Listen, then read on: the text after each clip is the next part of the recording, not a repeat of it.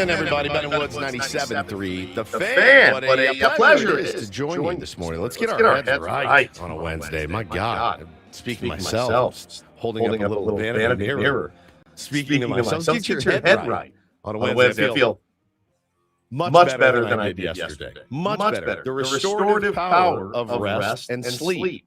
It works like a charm. It really does. I feel like a whole new man today. It's great to be here. I am Woodsy, and I'm not muted, huh? Son of a bitch. I got it. Yeah, thank you. There we go. All right, the echo's gone, everybody. It's good to be here. Some things never change. I'm Woodsy. That is Paul Reindl. He is the executive producer of the program. Good morning, Paulie. Hey, how are you? Doing good. Paulie got a busted ankle. Well, not busted. Rolled. There's nothing worse than a rolled ankle. I hate it so much. That feeling, you feel like not weak per se. You feel weak. You're like, that's all it took. My weak. And now I can't walk. Yeah. My weak bones. It's just you never look cool rolling your ankles. Never once. No. I'm sorry. So he's hobbling around a little bit this morning. YouTube chat, is it still echoing? Or are we good? I think we're fine. Ben Higgins, good morning. Our chairman, our friendly neighborhood sports anchor. Yes. I am all over the place. I was saying ankle and anchor. Yeah. Good morning. What would you say is the percentage of times that the echo, which we maybe once or twice a week start the show with on our YouTube stream, my fault, is caused by me versus caused by Woods? Paulie, any thoughts on the? It's 100%. 100% Woods. Listen, how come you just can't get in the habit of muting as soon as you get into our YouTube stream? Listen, man, life is a mystery. It's a mystery.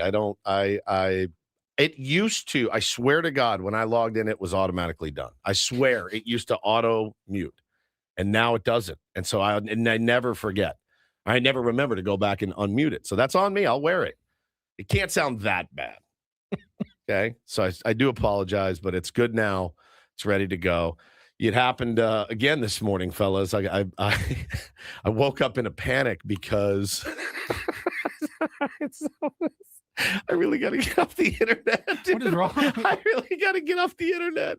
I woke up this morning and the first thing I saw when I opened Twitter was some doom and gloom article about AI and how we're all pretty much dead and out of a job, all of us. And I don't mean just the radio business. I mean you listening in your car. You're a plumber? Sorry, bud. AI is coming in. You're done. They got AI creating the next AI. This is what I wake up to. I read this long-ass article, and I go into my wife. I go, we're dead. We're dead. Everything, we're dead. Taking away their electronics. Yeah, taking away their electronics. Or, do we have them go deep into electronics so that they're part of the next wave of the future? It's a really hard thing to tell. But I spin out so hard about this article. It was an ad. It was a long ad, and like a sponsored it's right here. It's called Something Big Is Happening, and I read it, and I mean it's longer. It's so long. What are they trying to sell you, like a bomb shelter or something for your family to hide away when the machines take over? Or was it written by, wait for it, AI? It probably was, but I mean it is long. It is long. This guy is in the know, and he's, up here, and here it is. I know this isn't a fad. The technology works. It improves predictability. The richest institutions in history are committing trillions to it. And he goes on and on and on and on. Now, I read it. I got so domed out by it. But then, again, people are like, hey, man, that's an ad. I didn't retweet it or anything like the end is near. But the internet really has gotten... It's very difficult for old guys like me. It's very difficult. And I see people fall for AI pictures, and I've fallen for it too. And everything takes, with all this technology, things should be more reliable and quicker. It's not, because you have to go double check 3 to 4 times. Is this actually real? Mm-hmm. Can I report on this? Is this video I'm watching even real? It's a good point. It's supposed to be, no, we've weeded through all the crap. and this is Bro. these are the choice nugs here. This is what you get. Anytime me and my friends like share something on the internet, whether it's information, news, something funny, whatever, it's always like, hey, if this is real, check If this this out. is real. Hey, if this is real, that's pretty funny. Hey, if this is real, that's fascinating. I'm telling you, man. I'd telling like you. to think that I approach the world with a healthy skepticism. You do. Like my first instinct is always, don't panic. Let's see if this is real. But you make a great point. Is it really helping us save time and effort and energy if we constantly have to verify, double Right. check, Mhm. and triple check if the information we are getting is reliable and accurate? Right. Because if not, then we've just switched one task for another task. And in Exactly this case, a right. task that drives us all crazy Makes me insane. is trying to sort through between the real stuff and the deep fake stuff and what's true and what is being used to deceive us out there. Makes you look foolish too when you fall for something that you feel foolish. Like me, I feel foolish a lot as it pertains to the internet. But it does, man. I read these things and I go, there's a part of me that just wants to move into the woods, knowing I would make it. I think I could make it 72 hours living in the woods with my family as like a survivalist. I'd make 72 hours max. And then I'd be like, can we go back to our house? This is awful. This is absolutely terrible. Bring me the internet, bring me the robots, bring me the AI, bring me everything you have. I hate this here. I do not like it. It's too quiet. I miss modern convenience. We're all very dependent. Very. I mean, there are a few people who are probably still self-sufficient and reliant, but most of us are now conditioned that, if society fell apart, we would be in a lot of trouble. Yeah, that's exactly right. So listen, we're just going to try to have some fun in here this morning. That's what we try to do every single day. I got to tell you too, what a relief it was to turn on MLB Network yesterday, and it wasn't, hey, let's do a day in the life of Shohei Ohtani's dog, and to actually have other teams featured and baseball on my television screen, albeit guys walking into camp, a couple guys throwing bullpens. Just to see that yesterday made me feel instantly better, like when you burn yourself and you put some salve on it. That's what it felt like, and to watch other teams, hey, we're going to go out to, surprise or whatever and check in on teams. It was great. Now, didn't go that well for a bunch of teams. A lot of guys showed up to camp yesterday and they're like, hey, I'm done for the season. So I'm glad to be here. We'll go through some of the injuries and stuff yesterday. They were plentiful. Knock on wood, keep the Padres healthy. That's kind of the main goal in spring training. We're not deep enough to really withstand some of the injuries that you saw coming out yesterday, but there was a lot. And then there's been a couple moves already, one this morning and a couple late yesterday that we can talk about as well. It was also a beautiful day in Arizona. So all the video you got of guys working out just under the blue, sparkling skies. It makes me excited that we're going to be out there in a week and a half. Our first show coming up on February 23rd, Monday, Tuesday, Wednesday of that week. We're going to be out there broadcasting live. And, of course, we will have live reports from Sam Levitt every single day. He's going to join us coming up at 8:35 this morning with the latest. First day that the clubhouse will be open. Chance to talk to players, pitchers who are back. Who knows who Sammy's going to target this morning, but we'll get his first report today at 8:35 as the team gets ready to head out to the field for their first official pitchers and catchers workout. Yeah, man, it was good to be back. Did you get a chance to check out any baseball yesterday, any MLB Network or anything like that? Yeah, I was watching some of the coverage of the San Francisco Giants. How did Vitello sound? He sounded fine. Sounded good? Yeah, Like a coach? not as crazy maybe as I expected him to sound. What did you think he was I gonna don't know. It just Hey, we're here to go. We're A gonna little go, bit. man. A We're gonna little go. Yeah. Like, hey, relax, buddy. I think I was. was expecting more over caffeinated. Okay. But it's the first day of spring training. So. And also, it's the big leagues where the literal motto is "Do less, act like you've been here." He's like, I have not been here. I pictured him doing like the gif of the guy like pumping his arms real fast, all excited. But yeah, I'm interested in them. There's a lot of interesting storylines in baseball right now beyond, the LA Dodgers trying on their quest to win 125 games. So I find that to be one of the least interesting stories. It's beyond boring. It's beyond boring. They're a baseball factory right now. Like If you're like I said earlier, I mean this. If you're a Dodger fan, you're like, oh God, regular season. It's a slog. Like it's a slog for a lot of people. Their team's really bad. I think you can have a slog of a regular season after you've just won 2 World Series. You're like, this regular season doesn't matter to us even a little. Not even a little. Like, why would you even get upset? And I think it's perfect for LA Dodger fans. They don't really know much baseball anyway, so they don't even have to really watch, which a lot of them don't anyway. And in the regular season. Well, the great thing about sports is the unknown. When a season starts, you don't know whether it's going to be a great season, a terrible season. But with the Dodgers, there's just no mystery about it. They, of course, are going to make the playoffs handily. Even if there's zero mystery. I mean, last year they had a bad regular season and still won the division. Yeah. I mean, they're not going to probably have as bad of a regular season as they did last year, because, that's the nature of sports. But, the Dodgers pretty much at their worst are still cruising to the playoffs, which takes a lot of the intrigue and drama out of it. Sure, in October, there's plenty of drama when it's a short series.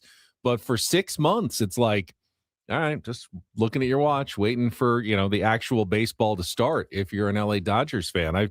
They've almost gamed the system too much in that.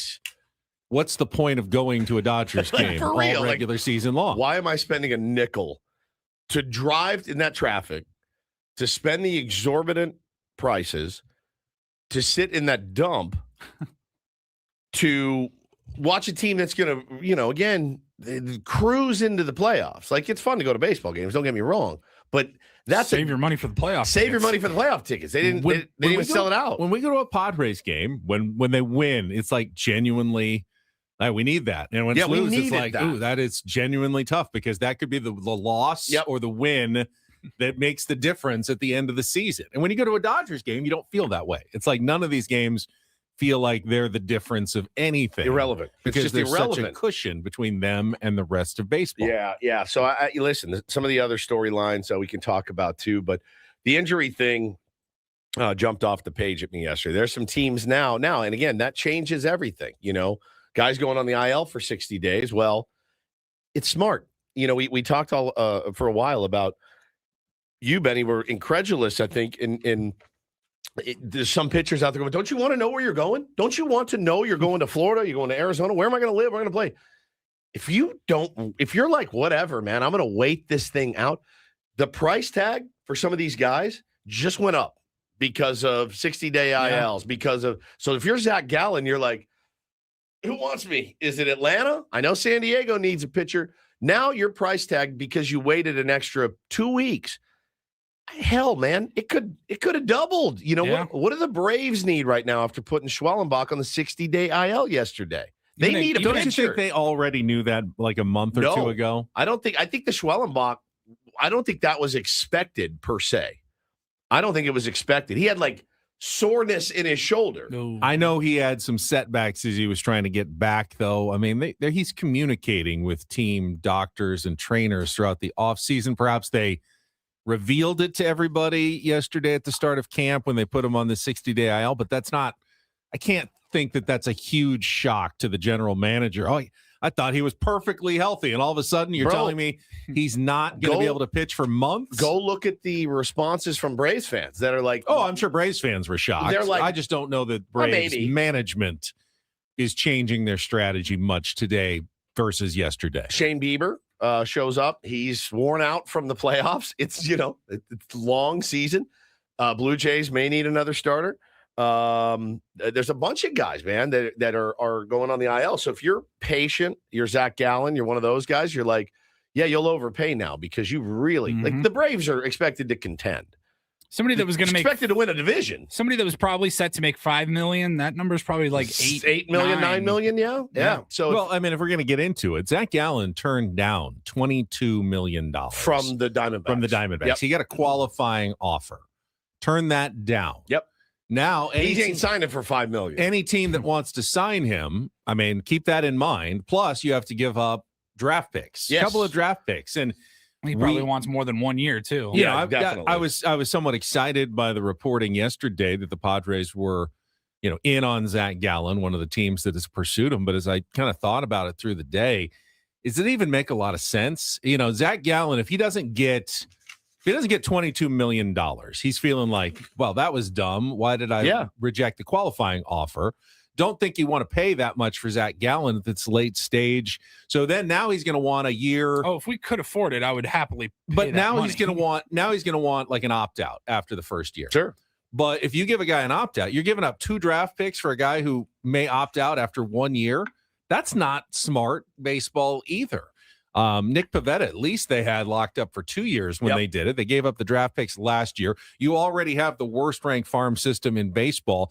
Is it smarter for the Padres to... Are you trying to win in 26 or are you trying to build up the farm system? Follow me, Paulie. I'm not saying you don't sign anybody. I'm saying with Zach Gallen, though, do you spend, as Wood said, the money going up for Zach Gallen, you lose the draft picks, or do you hold on to some of that so you have flexibility during the season to maybe acquire, you have draft picks to replace prospects that you need to trade. You have salary room to add a pitcher in the middle of the year from a team that's not contending.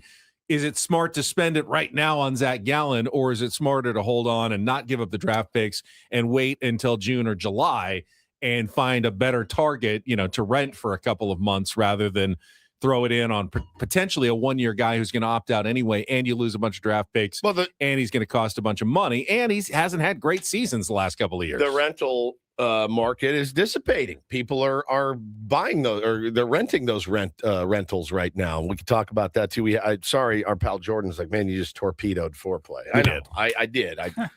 I didn't really have much else. The thing that makes me the most excited in the world is baseball, and baseball was back. So I did watch the soccer match last night. We will get into that as well. It was awesome in a loss. I was going to guttural yell it this morning. I can't guttural yell for a 1-0 loss, even though they moved on, which is, like you said on Twitter last night. Sometimes the loss is actually a win. Yeah, sometimes when you lose, you really win. Right. And sometimes when you win, you really lose. And we thought it was dumb when it came out on White Men. We did. We all thought it was stupid. She's absolutely right. She's talking about CONCACAF Champions Cup soccer, apparently. But she's also talking about really any sport. Let's say you clinch the division, but your ace blows out his elbow. You're like, well, we won, but we lost. We absolutely lost this game. There's been those games where you win, you're like, that felt like a loss, man. Sometimes when you win, you really lose. That's right. And sometimes when you lose, you really win. And sometimes when you win or lose, you actually tie. And sometimes when you tie, you actually win or lose. I hate it when you talk like that. Yeah, especially in soccer. I mean, it's a basketball movie, but it should have been a soccer movie. It should have been a soccer movie. White men can't kick. I mean, it was just perfect. It was just perfect. So I loved it. It was so nice to see. Texting Darren Smith about it last night. He goes, "This is unbelievable." I didn't, I don't think anybody had this earmarked for SDFC to move on and handle business. They absolutely under attack all night. I mean, just a barrage. I was at the edge of my Mikey seat. Varis way. We're not. No. Hey, we're still going to take it to them. No, you are not. No, you're not. You are definitely not taking it to the opponent in this game. You are taking like just shrapnel all night You're long. holding on for dear life. Let's just take it nice and easy today, everybody. Yeah, it was an unbelievable loss. A 1-0 loss, which is exactly what they needed because of the aggregate goals. Comedy last night, sitting next to my son, my 8-year-old, and he goes, I don't get it. What do you mean? What is this? Why are we up? Why does it say 1-4? And I go, well, we scored 4 in our game against them. He's like, yeah, but we're losing now. I go, yeah, but it's only 1-0. It's aggregate goals. He goes, what's aggregate? I go, I have no idea. I said, but all I know is we have to keep them under a certain amount. We just need them to not score goals. And he's like, I don't get it. I go, I don't either. Just think of it as one 180-minute game that takes place in 2 different locations. That's exactly how I should have put it. They took 2 games, they split them up into one. At the end of the day, just one big long game. So like Dominic said, they haven't gotten an aggregate and common core yet. But yeah, run differential. Yeah, it was hard. It was hard. When he asked me, I go, oh, please don't ask me that. Please don't ask me why I'm excited to be down 1-0. Would you rather have baseball series decided by aggregate runs over 3 games as opposed to effing way? No chance. It'd be fun to do it as a bit for a weekend just to see how it would work. And I fear it would drive me crazy. Don't you? Oh, I think so. I mean, you could lose 2-0, 1-0, but then win 7-1, and you just won the series. You won the series in the last game. Aggregate runs in the last game. I don't like it, dude. I don't like it at all. I don't like it even a little bit. So that's a lot of sports for Foreplay. I apologize. I'll bring some doo-doo humor or something tomorrow morning, but I was just really excited that baseball's back. Fair enough. All right, why don't we just get started then, and we can talk more about pitchers and catchers reporting, the other signings in Major League Baseball yesterday. When we come back, we'll set the menu for the Wednesday edition of Ben and Woods. Glad to have everybody with us on San Diego's #1 sports station, 97.3 The Fan. We'll be back after a check of traffic with Kelly Danick, but first... Gambling problem? Call 1-800-GAMBLER. GEGE 000-466. For a full list of games and rules, played at 7 Mile Casino. Visit 7milecasino.com. 6:22 in the morning. But if you're just getting off a late night shift at work and you're looking for a place to unwind, have a little fun, 7 Mile Casino is one of the very few 24/7 options conveniently located just minutes away from downtown San Diego, right down the 5 freeway in Chula Vista. It's card room. It's not a slot machine room. It's a card room. But you're going to sit down and you're going to really, I think, have a great time. I couldn't agree more, Benny. I've had a great time every time I've been to 7 Mile Casino. It is a smoke-free environment as well. They got great food. They got friendly dealers. And when you walk in the door, you'll be greeted by someone. And somebody right there at the California-style blackjack table. They got the Texas Hold'em, the Pai Gow, the Baccarat. And the best part, just 7 minutes from Petco Park. 24/7 food options. Sammy's at 7 Mile. It's a great restaurant. Obviously, you've got the wood-fired pizzas, the pastas, the chopped salads, but the 24/7 players menu with Asian favorites like the absolutely to die for Kung Pao chicken, the messy sundae for dessert. Check something out today. Head on down to 7 Mile Casino, just 7 minutes from downtown.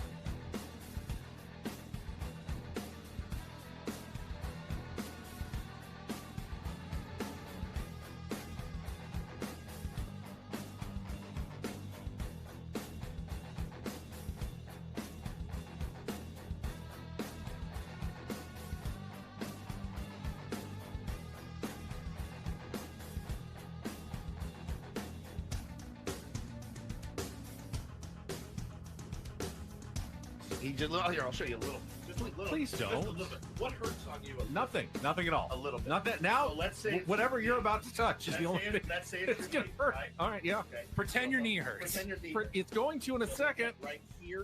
Oh, that is not pleasant. Hey player, this is all yours. This room with this view. This speakeasy with this cocktail. Hey, could you make that too? The spa with this. Ah. And this pool on this roof. This is all for you. The all-new Hamul Casino Resort, now open.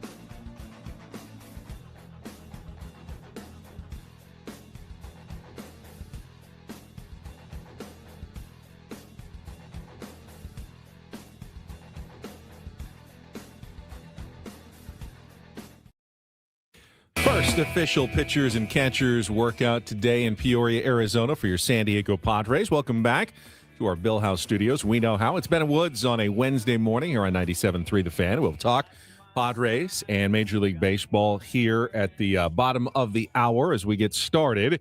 We will also get more into last night's SDFC game at 7 o'clock. Don't do this at 7:20. We have no shortage of stories to choose from. Don't do this wise, so we should have a good segment there. And then second half of the program, we've got Take on Woods, chance to win those tickets to 9 Inch Nails. We have 2 qualifiers already for our weekly grand prize at 8:35. Sammy spring training Sammy There will you join go. us There we go. on our David P. Shapiro fan hotline. All of the coverage with Sammy day to day brought to you by David P. Shapiro criminal defense attorneys, helping good people regain control of their future when charged with a crime since 2010.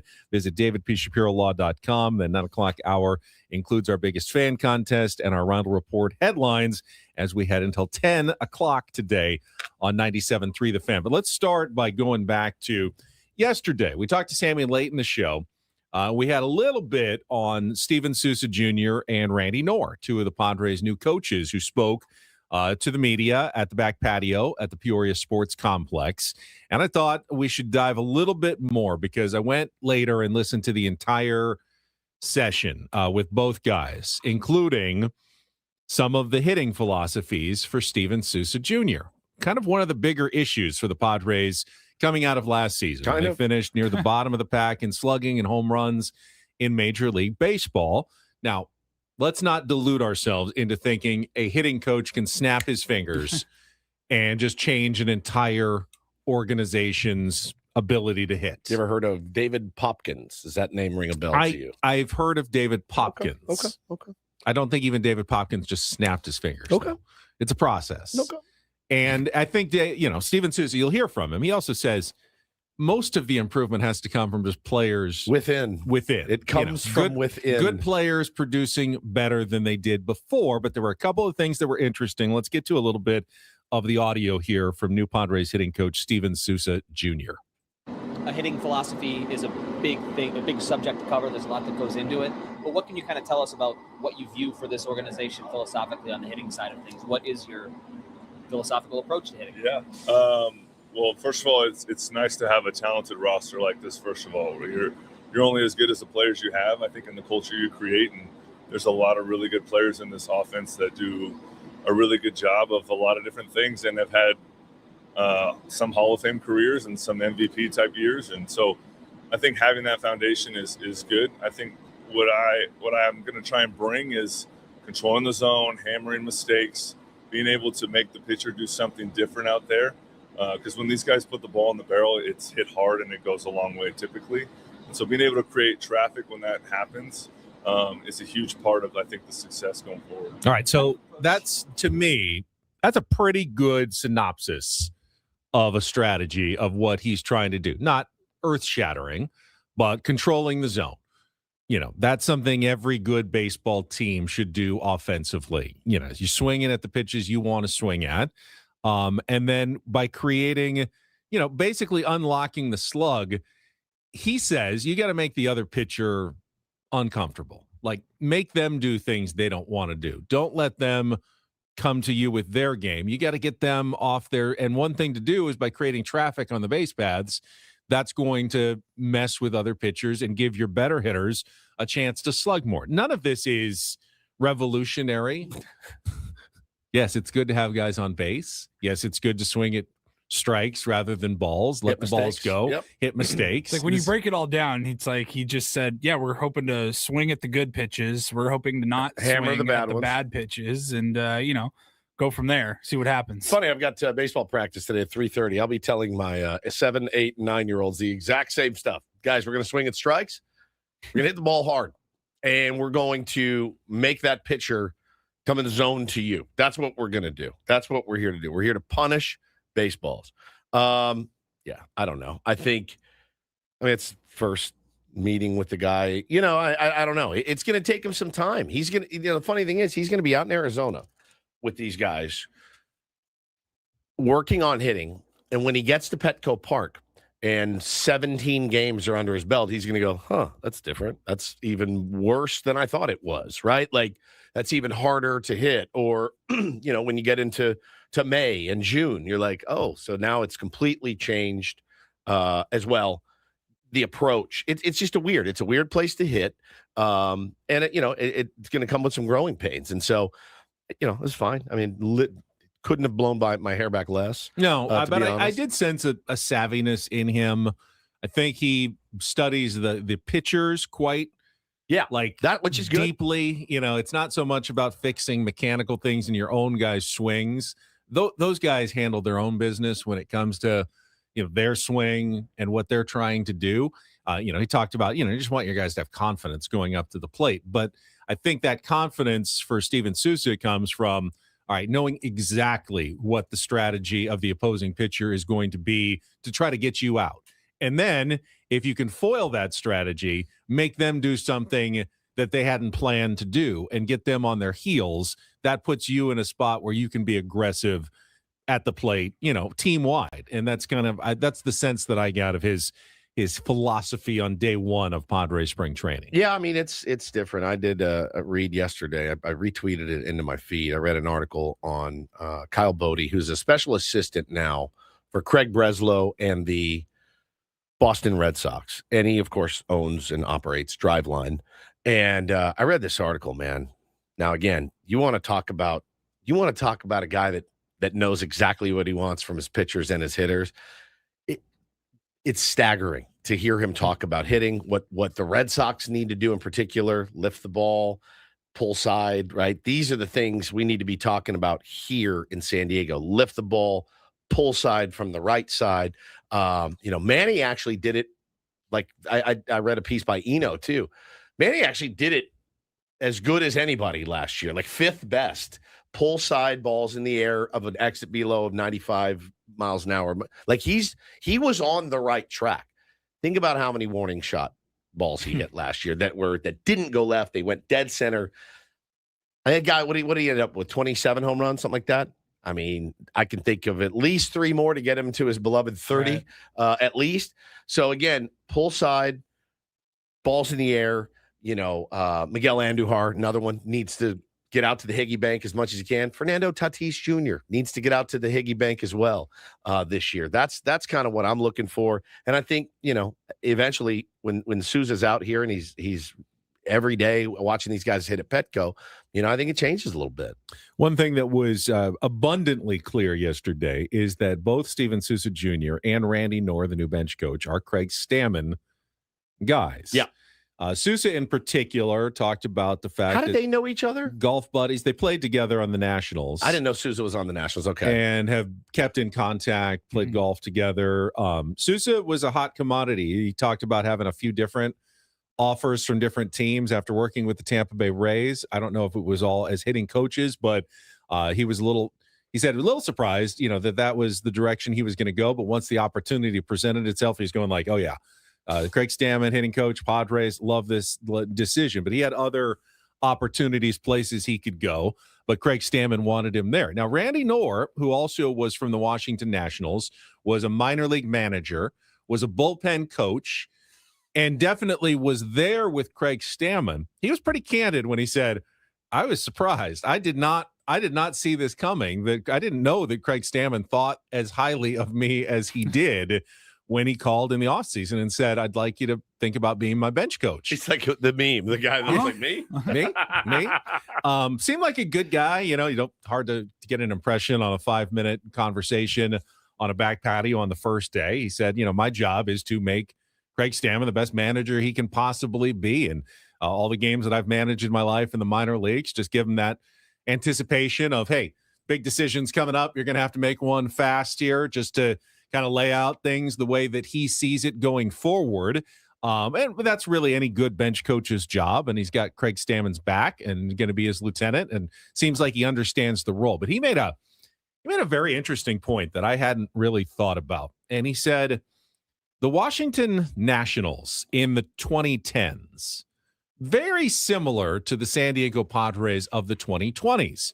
If you look back, Washington Nationals broke through in 2012 when they won the NL East, 98 games, but lost in the division round of the playoffs. Then stepped back next season, missed the playoffs. Then won the division again, but lost in the playoffs in the first round to the Giants. Then 2015 had a really disappointing year with just 83 wins, missed the playoffs, won the division a couple of more times, didn't advance to the playoffs, lost in the playoffs. And then in 2019, of course, broke through and won the World Series. And he said, and I look at the Padres and I go, 2020, they break through and make the playoffs. 2021, they miss. 2022, get to the NLCS. 2023, a disappointing 83-win season. 2024 and 2025 make the playoffs. This is the place that we were in as an organization with the Washington Nationals. Some people believed that, it was time to throw it all out. Others thought, hey, we're close on the verge. And it turned out everything came together with a magical season. You had Steven Strasburg, stay healthy all the way through, ended up pitching their way to a World Series title. But he brought up the Atlanta Braves of the 1990s. You've got to not keep knocking on the door. And the more you get there, the better you have a chance to finally break through and maybe win that World Series title. And he thought, I feel like the Padres are near that end stage like we were with the Washington Nationals in the 2010s, here somewhere late in the 2020s, ready to make the breakthrough season. Is it this year? Is it next year? I don't know. I hope so as a Padres fan. I hope it's both years. But it was an interesting comparison that I hadn't really made that connection between the Nationals and the Padres. No, we always compare ourselves to like the Phillies, the aging core, aging core, just haven't been able to crack through. Now, they did make a World Series. Yeah, we did not. Should have, went cold for 24. We all know how that went. But yeah, that is a decent comparison. But yeah, look, at the end of the day, it's nice to have somebody that has been part of an organization that has seen the ups and downs and the constantly knocking down, kicking down the door. Hopefully the Pods can get that done. A couple other news and notes from the first day of Padres spring training. Jason Adam, I saw some video of him doing cone drills in the outfield, which is actually even more telling stressful than I think, throwing off the mound. Pitching. We know he's been throwing bullpen sessions since December, but can he jump off the mound and field a baseball if he needed to without wrecking the knee? Just kind of seeing him out there, shuffling back and forth and doing some stuff in the field was exciting. Craig Stammen said, we are not going to be pushing him. We're going to take it as slow as the trainers tell us to. Jason Adams says his target is to be ready for opening day. Craig Stammen said, let's not, settle down a little bit. We don't want you to, overexert yourself here in spring. Probably will pitch in some backfield games before getting a shot in Cactus League games. So don't think you'll see him until like March or so in a Cactus League game, but still mostly encouraging news about the Padres, one of their key bullpen members. And he tore an ACL. I believe that was the knee. Yeah, something in his knee, I think. Because that is such a rapid recovery. Like, he just seems like he got really, really lucky and did a lot of work to get to this point. We were all expecting July or August, September, ruptured left quadriceps tendon. So it wasn't the ACL, but it was a tendon in his left leg. God, he made it to number 10 on MLB Now's top 10 relief pitchers yesterday. Jason Adams. Padres had 3 on the Shredders, which is a computer ranking. Top 10 of relievers in all of baseball. It's funny because I looked at the Shredders' third baseman. They had Max Muncy as the number 1 third baseman. So I was like, the Shredders terrible. Then yesterday I was like, the Shredders awesome. Look at how they got. Yeah, the Shredder crushes. His lists are really cool. These lists are perfect because they had Mason Miller number 2, Adrian Morejon 8, and Jason Adam 10. I would have had Adrian Morejon a little higher and certainly above our beloved Matt Strom. I don't, on no planet would any manager go, Strom or Morejon? Give me Strom. I love Strom. Matt is my boy. But I think even Matt Strom in his quiet moments would tell you, oh, yeah, no, Morejon's nasty. Way nastier. If you want to talk baseball cards, Strom for sure. But, that list was crazy. Like, over half the list had Padres ties. Three of the other guys on the list. Oh, and the old Padres. Yeah. Strom and Munoz are former Padres as well. So it's one thing AJ can do. He can build a friggin' bullpen, man. There's nobody that does it like he does. So, with Adam, knowing too, and there's 4 or 5 guys that are in our bullpen that are nasty as hell too, that, you don't really have to worry about. So with Adam, there's really no reason to rush him back. It's a total marathon, not a sprint for Jason Adam. Need him healthy as can be. All right, let's check traffic, and we can talk about some of the other pitching signings, the injuries on the first day of spring training when we come back with Ben Woods here on 97.3 The Fan. From the 855 Get Ross Traffic Center. Injured? Demand justice. Demand Jurowitz. 855GetRoss.com. Here's Kelly Danick. Traffic is sponsored by Valvoline Instant Oil Change. A messy ride on our wet roadways this morning, guys, especially on that coastline now, northbound 5 before the racetrack. There is a collision reportedly in middle lanes up ahead. Still clearing an accident near Encinitas Boulevard. That's over the right shoulder. And got this traffic alert northbound 5 near Harbor Drive. 2 left lanes are blocked with a crash. We've also got the roadway pretty much flooded across all lanes on westbound 78, approaching the 5 eastbound side. It's mostly those right lanes from the 5 toward Jefferson that you're going to find flooded. Now getting reports of a vehicle fire westbound 52 near Convoy. This is over to the right shoulder, and possible encampment fire west 54 right before the 5. Some smoke visible in the area. Heads up, San Diego. The next long weekend is coming up. Get road ready now. Valvoline Instant Oil Change. Get you in and out fast. No appointment needed. Real pros check lights, fluids, and tires with any oil change. Locations and coupons at SoCalOilChange.com. Valvoline Instant Oil Change, a 15-minute drive-through oil change. I'm Kelly Danick with Ben & Woods, San Diego's #1 sports station, 97.3 The Fan. The Colorado Rockies had their busiest day of the offseason yesterday, adding pitching depth, if not pitching excitement to their rotation, picking up 2 players, Tomoyuki Sugano and Jose Quintana, formerly of the Milwaukee Brewers, left-hander, to add to their rotation this season, both on like $4 million deals. Don't know that they're going to be giant difference makers for the Colorado Rockies, especially pitching in the thin air of Coors Field, but I do agree with the strategy that you need as much pitching depth as you can possibly have if you're a Colorado Rockies team. My word, man. They had a 6.65 ERA last season. 6.65. That's the highest in any full Major League Baseball season in the history of the game. Makes it easy to improve. That's the thing. Much like with Steven Souza. Like, hey, man, if you can come in and improve incrementally, like, we'll be in much better shape offensively than we were last year. Hard to beat how poor this team was offensively. So nowhere to go but up for the San Diego Padres offensively, and the same can be said for the Colorado Rockies pitching staff. But there were a couple moves yesterday. We talked about Aaron Savale. Mm-hmm. He got signed by the White Sox. White That's what Sox. I want to Yep. say. Yeah. And then this morning, Jordan Montgomery signed with the Texas Rangers.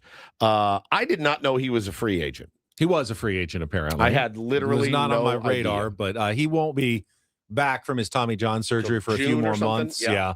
But they're thinking he could join their rotation, perhaps in the second half of the season if he's healthy. Texas Rangers. He was really good for them. By the way, here's a partial list of which pitchers are still available, and Kevin Acee yesterday kind of poo-pooed the idea of Zach Gallen in his piece in the Union Tribune, saying the Padres. A's, that's right. He's saying that it's still probably too rich for the Padres' blood to try to sign Zach Gallen unless the price tag comes way down. So don't get excited by reports that the Padres are in on Zach Gallen. But in addition to Zach Gallen, still have Chris Bassett, Lucas Giolito, Max Scherzer. Justin Verlander's off the board as he went back to the Detroit Tigers. Where it all began. On a 1 year, $13 million, although most of it's deferred. Yeah. So I don't know what the actual it's like 11 value. Deferred. It's a lot of it's deferred until after 2030. And then you've got, Miles Michaelis, Patrick Corbin, Griffin Canning, Walker Buehler. I mean, it gets the list gets pretty thin quickly beyond Giolito, Gallen, Bassett, and Littell, maybe, as potential guys that you really would feel comfortable putting right into your starting rotation. Will the Padres land one of those guys here before the start of the season? I think you have to.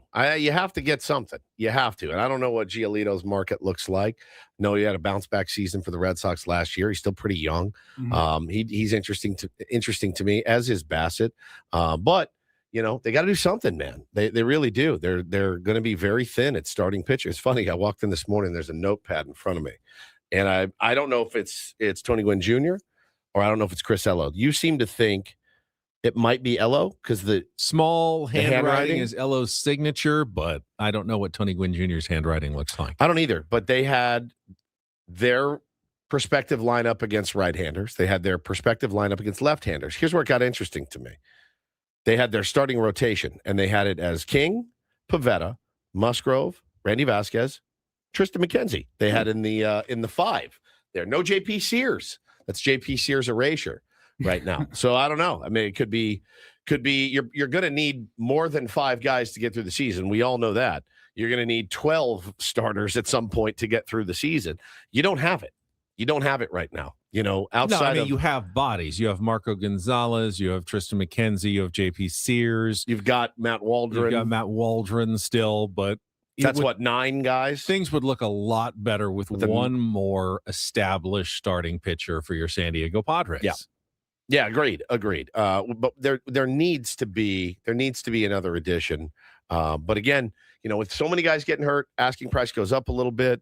Maybe you should have pulled the trigger a little earlier, but maybe there's just nobody they're interested in, Ben. Maybe there's something about all of them that doesn't profile for A.J. Preller and what he's looking for. No, I mean, they all have question marks. Sure, that's why they're still there, most of them. Zach Gallen, the qualifying offer, as we talked about earlier, is big. You don't want to give up draft picks for a guy who's big question mark. Giolito is definitely on the back end of his career. Bassett's getting older. He's 36. Giolito's still young, though, isn't he? He's like 30 years old. They're still in the early 30s. Yeah, I think he.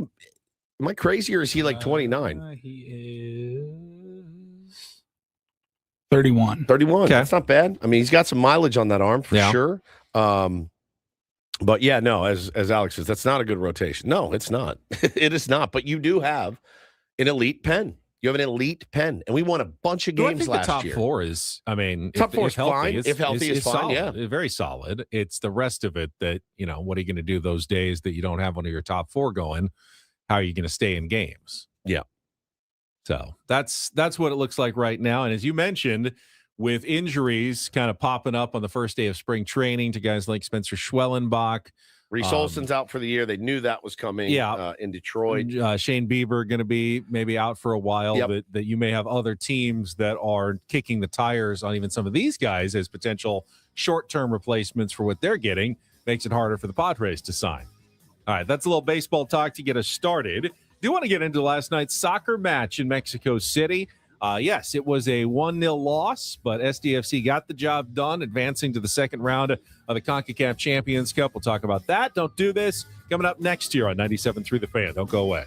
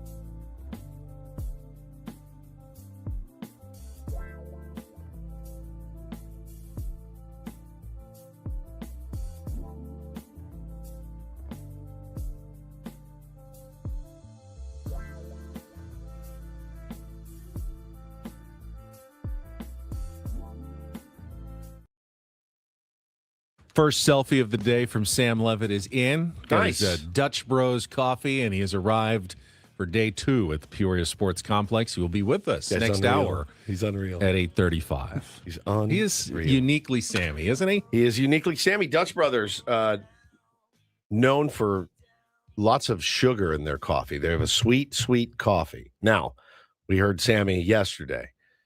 He's trying to dial it in. So I'm going to ask him today. I don't know. That's where I would have started. It's a good point.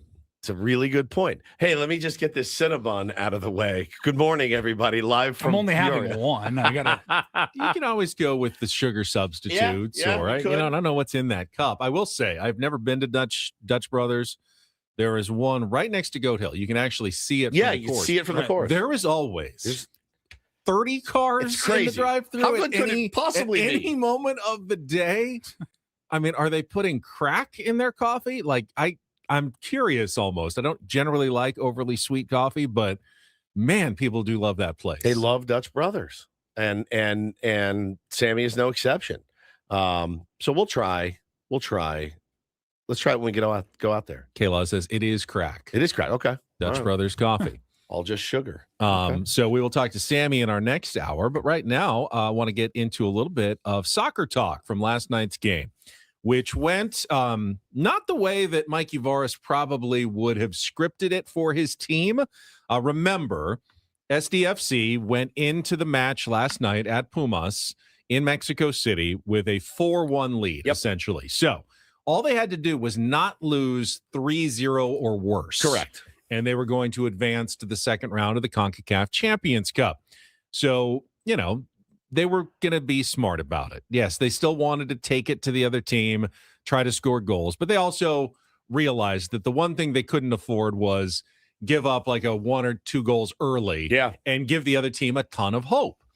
They nearly put it away in the first half. Amal Pellegrino had 2 shots off the post on counterattacks, kind of the one-on-one, 1-on-2 situations where, man, just inches away. You get 1 goal in, you get 2 goals in. It's over. It's, they need to score 5 or 6 even to advance, and that was never going to happen, but they didn't. Now, Puma started getting some opportunities. Yeah, you could say that. And Pablo Cisniega, who is the backup goalkeeper for SDFC with CJ Dos Santos still out, stepped up with some big saves in the first half to keep it a scoreless draw at halftime. He was outstanding last night. There were, 9-3 shots on goal. So 9 shots in on Pablo last night. Saved 8 of them. Bro, there's a couple in there that I was like, oh, we're dead. I mean, we're dead. It's like wide open, and he pulled it, out of his rear end and made these incredible saves, kept us right there in the game. By all accounts, should have been like a 6-1 loss. I mean, truly, they had so many good looks. They could have not advanced in that game. No question. No doubt about it. It was, Pumas took it to SDFC. And then in the second half, you get started. They get that free kick where they score the goal. Kind of fluky. I don't think they were even trying to score, but it just bounced right in past Cisniega. So makes it 1-0. At this point, if you're watching on FS2, you lose the game, which is wild. It was like the Heidi game. So, you know what I mean? It just boom. So, I'm sure like contractually, they had college basketball on FS1, just like the Aztecs are sometimes on FS1. But when the game, think about this, when the game before the Aztecs game goes over, sometimes they say, hey, turn to Fox Sports 2, FS2 for the start of your game. Right. Well, you're always bumping something that was supposed to be on FS2 at that time. We'd turn it on, then we go back to FS1 for the college basketball. Sure. In this case, we were watching what was on FS2 when the TCU game got, bumped over to FS2 for the start because of an overtime overrun on FS1, which means all of a sudden just the soccer is gone. And they tell us, you can find it on the Fox Sports app. I don't have the Fox Sports app, so I was just out of luck for about 10 minutes. It didn't even move over to FS1? I went to the Spanish. No, it was just gone. It was on TV. You went to the TUDN, the Spanish language. What happened to me, it was right when I was putting the kids down, and I didn't even know. It was when I was putting the kids down. I came back, and I looked online, and everyone was panicked about the game. So I went to I know I spent a lot of time slagging it off yesterday. I went to the my wife was watching the Olympics, the Contour app on my phone. Now I'm at home, my own Wi-Fi, and I saw it, and it was in Spanish, but I watched it in Spanish as we were lying there. So it was awesome. It was an awesome loss. They last night. Had a couple more chances, couple more saved for Cisniega when they get back, and you could see as the match was going on, SDFC was starting to run out of gas. Yeah, Mikey Barnes talked about it too. He said, he had to use all 5 subs. He goes, yeah, like your first time up there at that altitude. He goes, you got it in your head what it might be like. Then your heart starts pumping and you got the adrenaline going. It like doubles it, right? Like you're already at altitude. You're already going to be scuffling. Then your heart starts beating fast. You're like, just like, it's just that feeling like you're in a cold gym or you're outside on a run. It's like it hurts to breathe. Yeah, it's just like you can feel it. Like that happens down here in San Diego, like at sea level or whatever. Like I can't even imagine what it would be like to play soccer or basketball or anything at altitude like that. They all had the red cheeks. They all just red cheeked and just pouring sweat. Really, really hard fought, loss, but a hard fought. But they did exactly what they needed to do. Essentially it's one of the biggest wins in SDFC's existence. Correct. And it was a loss. It was a 1-0 loss, and it was one of the biggest wins they've had so far, because Pumas they're a notable Mexican League team. They're not having a really good season. I think it was 10th last year, but they've won the CONCACAF Champions Cup 3 times. They are, a perennial top team in their league, and it gives San Diego FC a lot of credibility to take them out in the first round of the tournament. Now, they have some time to come back home and recover. The second round of the CONCACAF Champions Cup doesn't begin until March 11th at Snapdragon Stadium, but you're going to be facing an even tougher opponent. Toluca, who actually won the Mexican League last year. They got a bye into the second round. You'll face them just like this, a 2-leg aggregate, one here, one. Now, Toluca is about 90 minutes west of Mexico City. Still high? Even higher. Even over higher. 8,000 feet. Even higher in the mountains. Okay. Over 8,000 feet of elevation, and quite frankly, a much better team. San Diego FC was the underdog, maybe slightly, maybe more than slightly against Pumas. They will be a big underdog against Toluca in the second round of this tournament. And that will be after the MLS season's already started. Yes. Yeah. So the next game for SDFC is a week from Saturday, February 21st. They will open their MLS schedule at home against Montreal. I think they have 2 home games on Saturdays to start, or Saturday and then Sunday, March 1st. And then they'll have another MLS game on the road. And then they will have their home game against Toluca on March 11th in the second round of the CONCACAF Champions Cup. So plenty of chances to recover, rest, get more form, as they say in soccer. Get your form right after a few games under your belt. It's pretty amazing that, Pumas had 4 regular season games, I think, already before they'd even played SDFC. These were the first 2 games at all. Really spring training games almost, essentially, for SDFC. They're still in the middle of their spring training, as it were, their training camp for the start of their MLS season, but they played these real games in the middle and ended up advancing. Now, the next time they go, they'll be a lot more comfortable, familiar with everything they're trying to do, have probably worked in some of the new players. We didn't see Lewis Morgan. They signed the guy this week. Obviously they'll be able to work some of those guys in as well, so they'll have a deeper roster with more guys to choose from when they get to the second round of the Champions Cup. I thought Pablo definitely wins the MVP last night, but Mano Dua was amazing last night as well. Just clogging up kind of the middle there. They had a lot of opportunity. They had a lot of opportunities without some of the work that he did, but man, I'm just all in. I love it. It was so fun. It was like 5:03 and you texted us. You're like, hey, that game's starting. And I went, I was playing basketball with Bo. I go, I'm going in. And I walked inside and was like, I got to sit down. I got to be locked in for this game. It's a weird reality to be faced with. If you had told me this was going to happen a year and a half ago or 2 years ago, I wouldn't have believed you. But I had to run inside. It was like, all right, shut up. Put this game on. It was awesome. One of the fun things. They're so fun to watch, man. Pumas is essentially an old school, think like Yankees, Dodgers of Mexican soccer.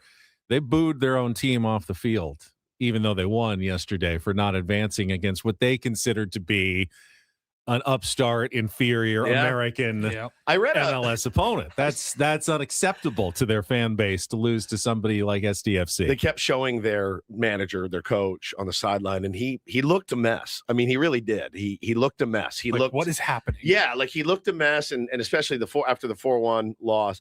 He had done a press conference after that. He's like, I don't know what's going on. He goes, my kid gets like bullied at school because his dad is like, not great. And he's had a wealth of success as a soccer manager, but it just hasn't clicked with Pumas yet. And he's like, he did a press conference. Was like, yeah, my kid's like getting in fights about it and stuff at school. It's not great. And apparently Toluca people in the chat are saying, they're like, oh, you think you've seen a hostile environment before? Wait till you go play there. So the intrigue is through the roof. I can't wait. Look at me, Darren Smith Jr. over here. Yeah, and it's good to see that even though they didn't play the way they normally like to play, they didn't control the ball. Pumas had much more possession.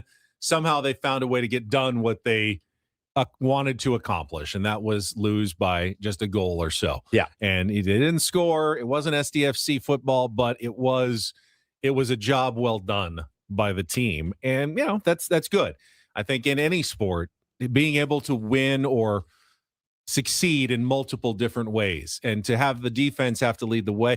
There was one moment very at the end. It was pretty much done because they still were 2 goals up on aggregate with like stoppage time, and Anders Dreyer had a breakaway, and it was 1-on-0, 1-on-1, but you could see him dribbling down the field just. About again. Just trying to get to the other side of the field. By the time he got to the goal, he was like, I got nothing left. Never mind. He didn't even get a shot off. This is one of the best players in MLS. It'll be even tougher when they have to go back to Toluca in a month. But at least they'll have the experience, and having done it before, maybe that'll serve them well when they play a much tougher game next time around. A lot of fun, man. All right, 3, 2, 1. Catching up with Padres pitcher Michael King, and the Padres dugout about to launch the live look at Woods after walking up the stairs. Well, you're going to Mexico City. I am, dude. In 2 months. So, is it higher than Telluride, Colorado? I think it's a little lower. Is it a little lower? Yeah, it's like 7,300 feet. The elevation at Telluride is 87. So it'll be more like Toluca. Telluride is Toluca. My father-in-law, fully knowing who his son-in-law is, was like, we can just walk back to my house with all the gear from the mountain. We don't need to drive the 300 yards. And I go, oh, okay, sounds good. As I'm lugging skis and whatnot back, just dying, like having to stop to take breaks on the way, just like I'm interviewing Michael King in the dugout. It was horrible. 3, 2, you still have him when he called us from vacation. Oh, yeah. When Ben called him from vacation in Washington. You would have thought you just got done playing a half. That's when we thought the Padres were getting. Who was it that was supposed to be coming in a trade? It was you were gone on the trade deadline. Yeah, I was gone for the trade deadline. Yep. And was it Scherzer? Were they going to land Yeah, I think it was the Scherzer deal. And Ken Rosenthal had reported that, and it ended up not happening. And the Padres are just here at the start of their window, and they still have their top 4 prospects intact to make trades over the next, whether it's today or next year, or the offseason, or whenever. So in that sense, I'm still feeling pretty good about things. We're talking to Ben Higgins, our co-host. He's on vacation. How's the vacation going, by the way? Are you getting any relaxation done? Oh, yeah. It's lots of relaxation. Played some golf yesterday, spending a lot of time at the lake. And water's actually really nice, really clean. Jogging. They have this fresh, I don't know, they call it fresh water here. We don't have that sort of thing down in San Diego. Are you jogging right now? What are you doing? We're walking through town. Shelly's got a really fast pace. I'm having trouble keeping up with. Yeah, I can tell. What's the where's she wants to find some breakfast. Where's the fire? Fire. It's over the mountain somewhere. There's a little smoke in the air as well. That's probably. He literally was when you're with someone who's hungry panic. and they have their mind is set and they're like they need to eat. Yeah, I'll meet you at the restaurant. Go ahead. Well, I didn't know where we were going though. It was so why are you running so fast if you don't know your destination? Well, she knew apparently, but I didn't know where I was going. So text me. I'll see you there. I'm on the phone. exactly what you sound like you were having a panic attack. I was a little panicked at that moment. Holy cow. It was incredible. I forgot about that. Somebody brought it up in the chat. That's great. All right, let's take a quick timeout. We got Don't Do This coming up next. I've got a couple of stories to choose from, including a bizarre post-Olympic interview by one of the medal winners yesterday in Italy. Again, one of those things I had to go research because I thought it was fake. Exactly. You'll never believe it if you haven't seen it. And then I'm excited about the Do This. A couple of teams stepping up where I didn't expect it yesterday. We'll get to all of that coming up after a check of traffic with more Ben and Woods on San Diego's #1 sports station, 97.3 The Fan. That out of breath, Ben, was prior to SDFatLoss.com. I will say I probably would get a lot more wind now after losing 40 pounds in 60 days. The right way, the sustainable way, by eating right and following the great advice of my coach, my counselor at SDFatLoss.com. You can have the same success story as I did by signing up now for a free consultation and learning about the plan at SDFatLoss.com. Learn how you can lose up to a pound of fat per day and 10 to 20% of your body weight in just 60 days without any exercise or injections that you'll need to keep taking week after week, month after month, year after year if you want to keep the weight off. Not with SDFatLoss.com. Their maintenance strategies help you keep the weight off after you've lost it. It's the one plan that I've ever done that I've been able to keep the weight off now almost 3 years. You could be the next success story like so many other tier ones out there that have lost thousands of pounds. Again, free consultation at SDFatLoss.com. When we sign up in February, get $200 off the program at SDFatLoss.com. SDFatLoss.com. Results may vary.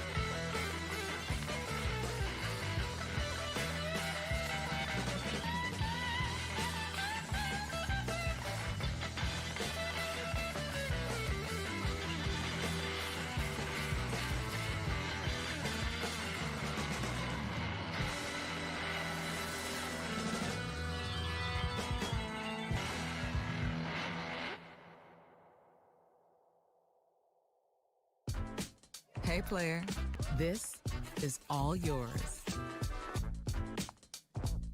This room with this view. This speakeasy with this cocktail. Hey, could you make that too? The spa with this. Ah. And this pool on this roof. This is all for you. The all-new Hamul Casino Resort, now open.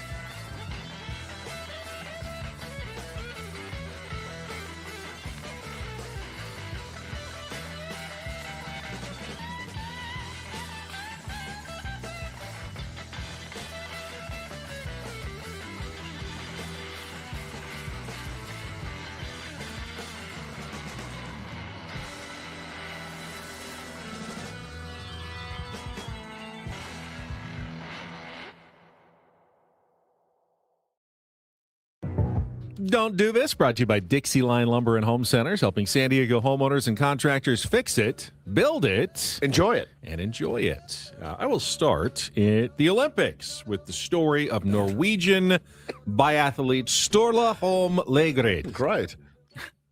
Who, won a bronze medal at the Olympics. You think got to be one of the best moments of his life. He immediately is being interviewed by Norwegian television after the winning the bronze medal. I got the audio here if you'd like. A little Norwegian. It's in Norwegian. Nei, det stort. Det min første OL-medalje. Og jeg vil takke alle som har hjulpet meg på veien. Smørerne. So you probably think he's talking about, well, I don't know, biathlon, like, the event. How it feels to win a medal. Shout out to my parents for always, getting me those guns. All that cross-country skiing. Getting me those skis. Steady heart rate with the guns. Thank you, Mom. Thank you, Dad. No, actually, he used his platform to try to win back the girlfriend he had cheated on recently. Here's the translation of the interview. He said, I realized that this is the woman in my life, and I can't live my whole life keeping it a secret from her. My only way to solve it is to tell everything and put everything on the table and hope she can still love me. She said, I met her 6 months ago, and then I cheated on her. and I made the biggest mistake of my life. I told her about it a week ago. It's been the worst week of my life. Don't know if she's listening right now. I had a gold medal in my life, but now I have only eyes for her.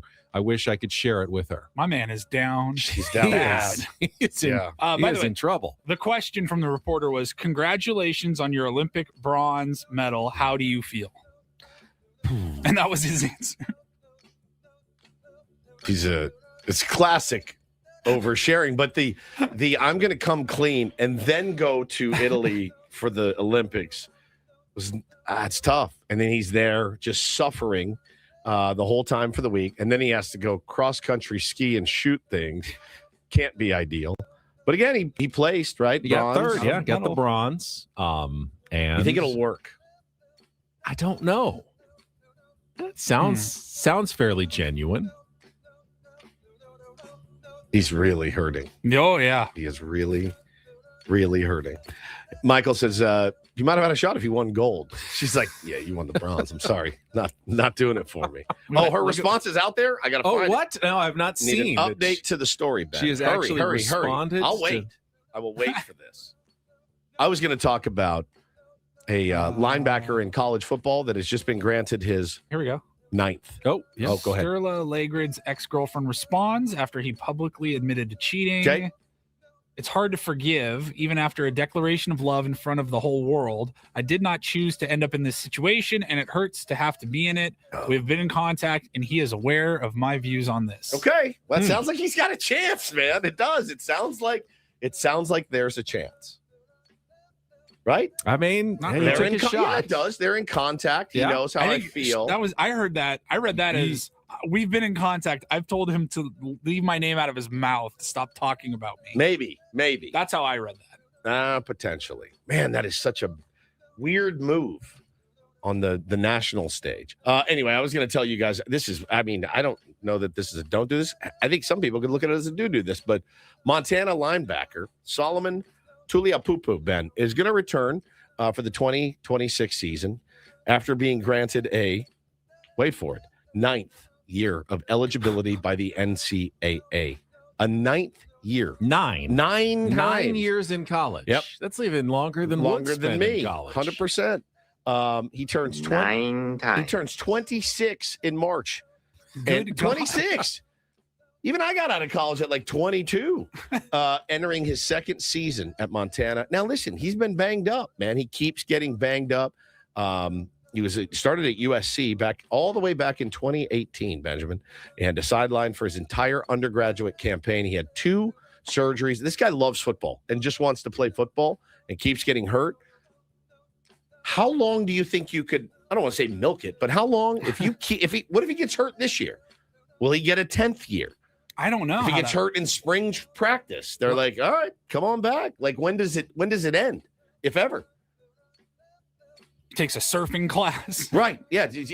I'm sure he's graduated. One unit. Yeah. Once you've actually played 4 full years, plus your COVID year, I think then you are officially done. But he had so many injuries and red shirts and everything that it's just added up to 9 actual years. That guy loves him some football. He does. Yeah.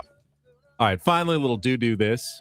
DD mega doo-doo. I thought it was great. I saw both the Washington Nationals and Washington Commanders front offices yesterday making a big point about what a loss it was for the Washington Post sports department to all get their walk-in papers this week. Of course, that was a big story, the Post sports section going away with all the writers being let go. And both organizations actually made a big point of it. Paul Taboni, who is the president of the Washington Nationals, talked about all the reporters and what great work they do. Andrew Golden, Spencer Nussbaum, Chelsea Janes, Barry Cervaluga. We've had both of them on the show many times in the past. He says it totally doesn't feel real. I feel for Andrew and Spencer, Chelsea, and Barry, the incredible work they've done. I've only been here a short time, but I've been really fortunate to get to know them, be a small part in understanding the professionalism with which they carry themselves and the incredible work they've done. And he went on to tell the story, and I thought this was great. He said he grew up in San Francisco, and every morning he'd wake up, pull out the San Francisco Chronicle Sporting Green with his brothers and sisters and reading people like Bruce Jenkins and Scott Ostler and Susan Slusser and Ann Killian got Tim to love sports and get into sports. And he said that's important for local communities to have a sports section covering their teams. And I think this is notable because, remember, it's the job of these reporters sometimes to expose the dirty truth and the honest things about the teams. They don't always like what's being written about them. The Washington Commanders did the same. Dan Quinn had a press conference, left 3 seats open for the Washington Post reporters who were no longer there, just kind of a symbolic show of like, hey, we miss these guys and we appreciated their coverage of the Commanders as well. But for teams that are often going like, I wish they hadn't written this, I wish they hadn't done that, to go out and say, but they really were important to have and to be there covering the team.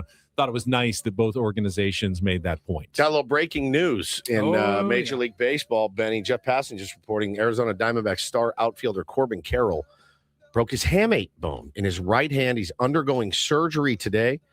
He will miss the WBC, and his ability to play opening day is now in question. Now, it does beg the question with Corbin Carroll as the center fielder for the WBC. Hi, this is Jackson Merrill. There's a phone call made to Peoria, Arizona today. Is Jackson Merrill there? Can I speak? This is Mark DeRosa. It's Italian for of Rosa. And I wanted to see if Jackson Merrill would like to come be our center fielder for the WBC. That makes sense. Francisco Lindor yesterday has a broken hamate as well. Stress reaction. Could need surgery. I mean, there's another one. What's happening right now in Major League Baseball? A lot of hamates. Protect your hamate. Is that the top here? I think like in between. Like, it's in here? I think so. Ooh. Is that what? I thought it was the top. Is that what Ramon Laureano hurt as well when he got I think injured at the end of last season? He's back though. He's there reported early. Jackson Merrill is already in camp early, so he's there. They know where to find him if they do need a replacement for the WBC. I am such a big... Sounds like, opening day is in question, but sounds like Corbin Carroll will be back. All the pictures are like right here. But you hear this all the time. Like, you hear this all the hamate in the hand. Didn't Toddy break his hamate at one point? Probably. It's just, your swing is never right after the surgery. Like, it could be like a year of a slog and a grind. So I feel terrible for them. I mean, I know they're a division rival. I love Corbin Carroll. He's such a good player, and that bums me out, man. But it doesn't sound like he's going to miss a ton of regular season time. If opening day is in question. Jackson Holiday, too. Hamate. Wow. Out today. Yeah. Jackson Holiday will miss. It's just insane. This is insane. He will not be ready for opening day. Everyone is breaking their hamate. Give me your hand real quick. Please, no. I want to break your hamate. I really don't want... No, because I need to golf, and I don't want hammer and break hit your my hamate. Yeah, let me get you. Where is it? It's in here? It's like on the bottom part of your hand. Kind of hurts when you swing, yeah. I would imagine. Oh, yeah, it's like right on the knob. Not comfortable at all. Well, geez, dude. All right, cross your fingers, guys. Get your prayer circles going for our San Diego Padres. Everybody stays healthy. Yeah, let's send more to the WBC. Well, he got hurt at spring training, not the WBC. He got hurt playing. Got hurt. I want them wrapped in bubble wrap. He got hurt before he was even supposed to be there. All these guys. Stop reporting early. Just show up on time. We get it. You guys are just you love more baseball. days to get hurt. Stupid. Stay at home, sit on your ass, and make opening day. Go back to the Waste Management Open. Watch more golf for a few more days. That's right. Stop playing baseball. It's the worst thing you can do. Guys, I'm going to need you guys to play less baseball at spring training this year. I'm going to tell you that right now. Let's don't and do this for a Wednesday. That was Don't Do This with Ben and Woods on 97.3 The Fan. Do have some official Padres news we can tell you about when we come back. We got more Ben and Woods. We'll head out to Peoria in about an hour to talk to Sammy Levitt. All coming up on San Diego's #1 sports station, 97.3 The Fan. Gambling problem? Call 1-800-GAMBLER. GEGE 000-466. For a full list of games and rules, play at 7 Mile Casino. Visit 7milecasino.com. Hit you again, though, with our 7 Mile Casino pitch. I don't think it's a difficult one. All we're asking you to do is to go to San Diego's best card room. Also happens to be the closest one to get to. It's an unbeatable combination, Woods, if you are a card player. Certainly is, my friend. You don't need a hamate to even play there. Not really. You just need one hand, really. You're playing California-style blackjack. You're playing Texas Hold'em, Pai Gow, Baccarat. Always a fun time. Smoke-free environment, as we always talk about. And it's a cool place. It's cool. Like, that's important to me. I want to go in, and I don't want it to be dingy, dark, creepy. Very cool. It's bright. It's airy. They got a beautiful patio as well. Honestly, I think it's the only card room or casino I've ever been in that has big, giant windows, like with views that look out on San Diego's beautiful bay. I like the Rat Pack pictures myself. When you walk in, the big mural of the Rat Pack is cool. So if you haven't checked it out, do it today. Get a meal at Sammy's at 7 Mile. Order from the 24/7 Players menu. Enjoy the patio. Maybe right now, I guess it's raining in San Diego right now, but you can stay inside. There's TVs all over, so you can watch the games, have a cocktail, whatever you're looking to do at 7 Mile Casino, just 7 minutes from downtown.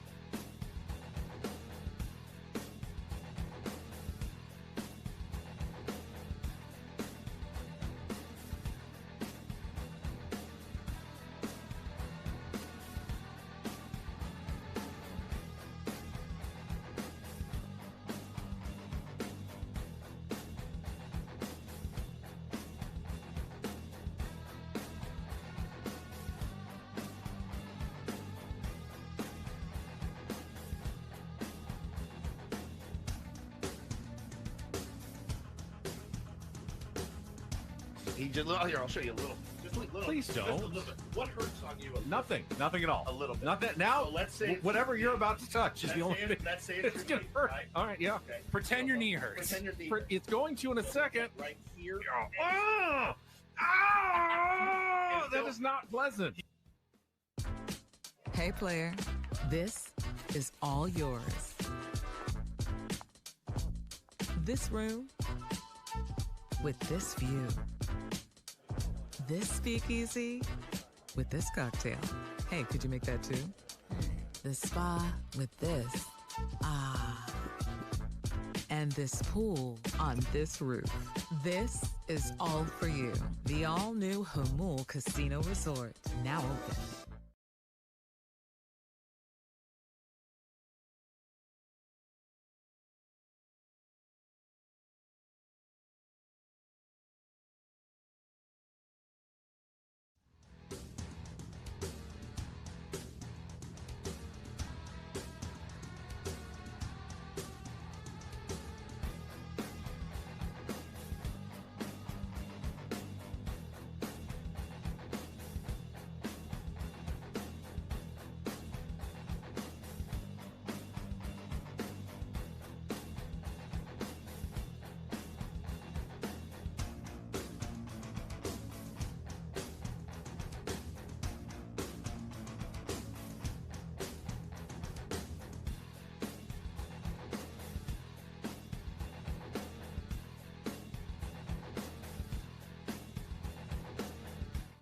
How's your hamate?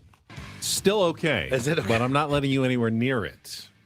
We were just reading. Jeff Passan wanted to clarify for people. We were just talking about it as well. Jeff Passan was explaining. Well, and read them again. Read the names of the hamate injuries that have happened in the last 10 minutes. Jackson Holiday. And who was the third one? It was Corbin Carroll, Jackson Holiday. Did you just say Lindor? Lindor already has one, yes. So Jeff Passan says, for those unfamiliar, the hamate bone, which could cause Corbin Carroll, Francisco Lindor, and Jackson Holiday to miss opening day, is a small hook-shaped bone on the palm just underneath the pinky that is particularly susceptible to breaking. While the recovery is typically 4 to 6 weeks, hitters who undergo the surgery to fix it often talk about how their power takes months to return. It's not like a soft tissue injury. The return timeline on hamates is fairly straightforward. The time to full health, however, can be longer. That's such a bummer. If you're a Met fan, an Orioles fan, and of course a Diamondbacks fan. We were trying to remember. We think it was Tommy Pham. Pham had the hamate injury when he was with the Padres. He just fought through. I'm just going to go hit 200 balls off the tee because I'm Tommy Pham and I'm insane, and that's what I do. But it hurt him. It hurt him for sure. When he was here, for sure. And that wasn't what Laureano did. Laureano got hit by a pitch and then hurt his hand swinging. Swung. I don't know if it was officially the hamate, but it was an injury in that area. That would. How many times that happened? Or it seemed like last year. Xander would swing, and remember when Arise was here, when he was all jacked up, he would swing and drop the bat and wince, and like Toddy is always dropping the bat because he didn't want to get hit in the friggin' hamate. Like, you got to protect your hands. I don't know how they do it, man. I really don't. Louis talked to reporters yesterday. Who? Louis? Louis. Oh. Arise. Luis Arise, yeah. For the first time after reporting to spring training. He changed his message. A little bit. He did say he wasn't planning on making any major changes, but blamed the concussion that he dealt with from May as being fairly impactful on his poor season last year. Sure. That, he said affected pretty much everything all year long, wasn't really entirely the same. Maybe we should have given him a breather.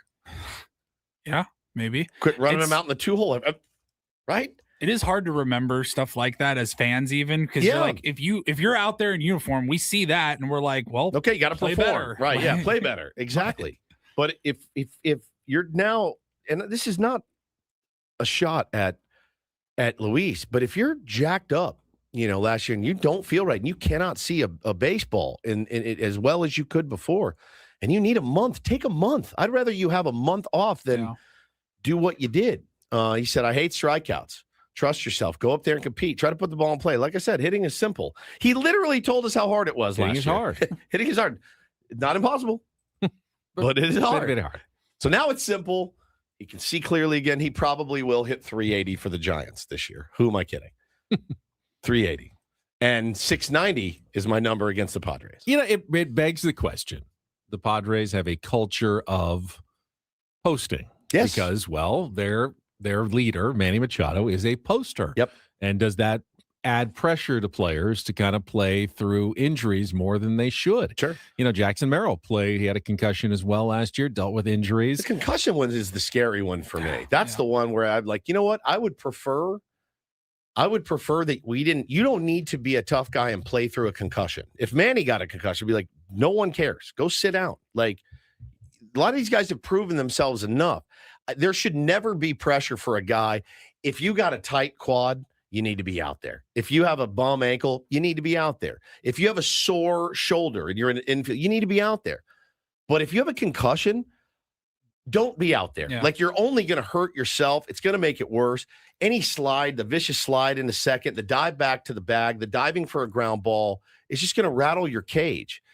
Take the time you need to recover. I think that one's the toughest for players, though, because in any given moment, they're sitting there, the body feels really, really good. It's like, I can play baseball. I want to be out there. But the second, you're bouncing around and you're sliding, and it's like, okay, now I don't feel so great anymore. No doubt. It's hard to know exactly, and you don't. But if you don't want to be sitting there for 3 weeks just to make sure, I just want to take another week just to be sure. No one wants to do that either. It's not the player saying, it's the protocol. There's got to be a protocol that says, and then that way, no fan is ever going to question it. He is out because for concussion protocol. Mm-hmm. When Louis got his bell rung, didn't he play the next day? Or was it? I don't think remember it's the Astros. If he went on. Did he go on concussion protocol? He should have. If he had a concussion, he should have gone, which is minimum 7 days. Yeah, right? I think he did. I think he did. But man, 7's not always enough. He got knocked out. Remember, he was knocked out cold. They brought him off. Yeah, he was out for a while. Yeah, but I think concussion protocol. He did take time out last year. Give those guys the time they need. The Jackson Merrills, the Luis Ariz. April 20th. That happened early. That was way early. God. That was so vicious, man. That was so vicious. So if he's right and everything, he can be a talented player for them. It's going to be interesting to see what Vitello does and where he plays him. And we know he's playing him at second, but where he hits him in the lineup, it's going to be interesting. Not breaking news, but the Padres did officially announce the signing of Miguel Andujar to the 1-year contract with a mutual option this morning. The only thing that I find interesting in the release, the official release from the team, is they describe him as utility player, Miguel Andujar. Yeah, he's an infielder, outfielder. He is an infielder, outfielder. I don't know. That's utility. Sometimes they can list them as one or the other, infield, or outfield, designated hitter, or both, or anything. Why is I don't remember the Padres. Why are you upset? I'm not upset. I don't remember the Padres ever actually listing someone as specifically as a utility player. Tyler Wade, maybe. Although I feel like he was usually listed as outfielder Tyler Wade when he was with the team. These are the things that I couldn't care. No, I'm not less about. Is it a indication of that they truly intend to use him liberally all over the place? They could list him as a sandwich. He's still on the roster. They can play him wherever they want. It's true. We've signed Miguel Andujar Sandwich to a 2-year deal, and we're going to play him wherever we want. Would you see the kid they signed out of the Dominican? He played 32 games in the outfield. He played 35 games in the infield. Yeah, he's a classic utility guy. He's a utility player. You see the kid they signed out of the Dominican Republic that throws 100 miles an hour at 16. Wow. It's what do they call it? The pre-agreement. They got a pre-agreement with this kid out of the Dominican that throws 100 miles an hour. He's 16 years old. Is he going to be for next year's international class, or? I don't know. Yeah, it must be because it's a pre-agreement. So you sent this over. Yeah, San Diego Padres have reached a pre-agreement with Dominican prospect Yoel King, who at 16 years old already throws over 100 miles per hour. The bonus represents the highest amount ever given to a pitcher in the 2027 class. All right, so next year's class. But you have to keep him the whole time. Going to be the top guy. Yeah, you have to avoid poaching now. Yeah. Other teams, but it sounds like they're pretty locked in then. Should I throw 100 at 16? Should I just tell my kids to just pack it up? It's been fun. I hope you guys enjoyed yourself, but either pack it up or step it up. Pack it up or step it up. I show up to Little League practice tonight. You're all wasting your time. Every single one of you is wasting your time in this game. They got 15-year-olds throwing 100 miles an hour. And you guys are up here crying about this kid throwing 38. You're up there upset and scared and moving your feet. We'll talk more Padres baseball coming up in our next hour when Sammy Levitt joins us on our David P. Shapiro fan hotline. David P. Shapiro, criminal defense attorneys helping good people regain control of their future when charged with a crime since 2010. Visit davidpshapirolaw.com. Have a question for you guys about spring training. Everybody wants to know why you are seething about the designation of Miguel Andujar. I'm not. They can't, I was just why is Ben so mad? I'm not mad. I was just wondering if screaming right now. If there's anything to read into No, nothing. They're going to play him. I picture him more as a designated hitter. I don't see him playing the field a ton. In a pinch. Yeah. I mean, anyone obviously can play the field in a pinch, but I see him more as a designated hitter. I don't think they ever list somebody as a DH, do they? I think they do. They probably put some sort of Nelson Cruz as a DH outfielder. Yeah, probably. But everyone's worried about your mental health because you're seething about something very small right now. Just a little note, a nugget, I thought. A little nugget.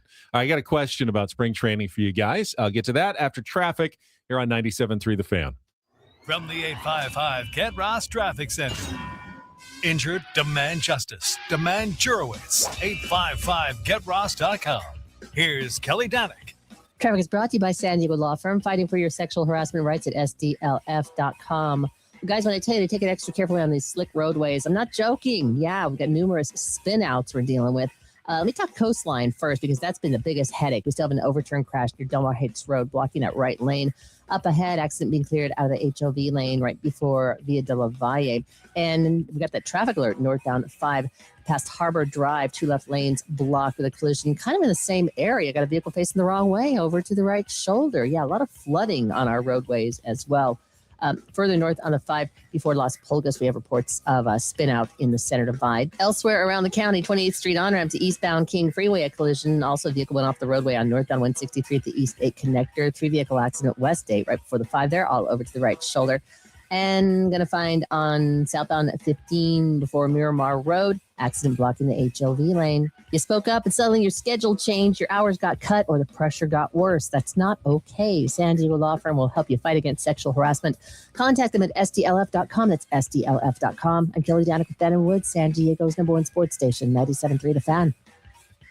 So I want to ask you guys, what do you think of the new spring training hats this year? They're all kind of the same. For the Cactus League teams, it's the team logo and then kind of some desert flowers. Mm-hmm. And then for the sunshine, what do they call it? The Grapefruit League teams, it's kind of similar, but it's more of a kind of a Florida tropical flowers next to the team logo. Yeah. For the Padres, you got the brown bill, yellow cap with the yellow SD logo trimmed in brown and white with kind of the pink, green, and white flowers next to it. Are you mad about this too? No, I actually love it. All right. I think they look really good. I'm a big fan of the flowers next to it.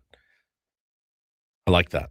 I think it screams spring. Yeah. I mean, it actually kind of is a specific nod to we're at spring training. We're in the desert. Tony Gwynn Jr. was disgusted. Somebody said, really?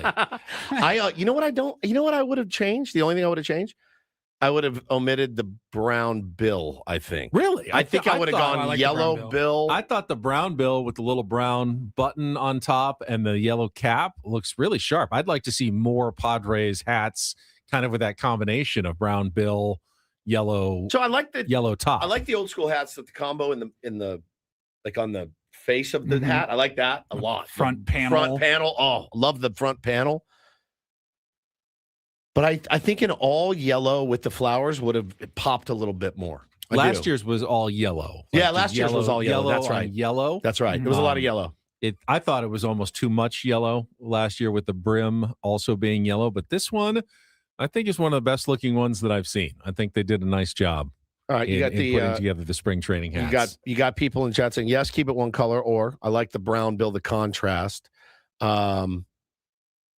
Purple says they're ugly. Purple hates everything.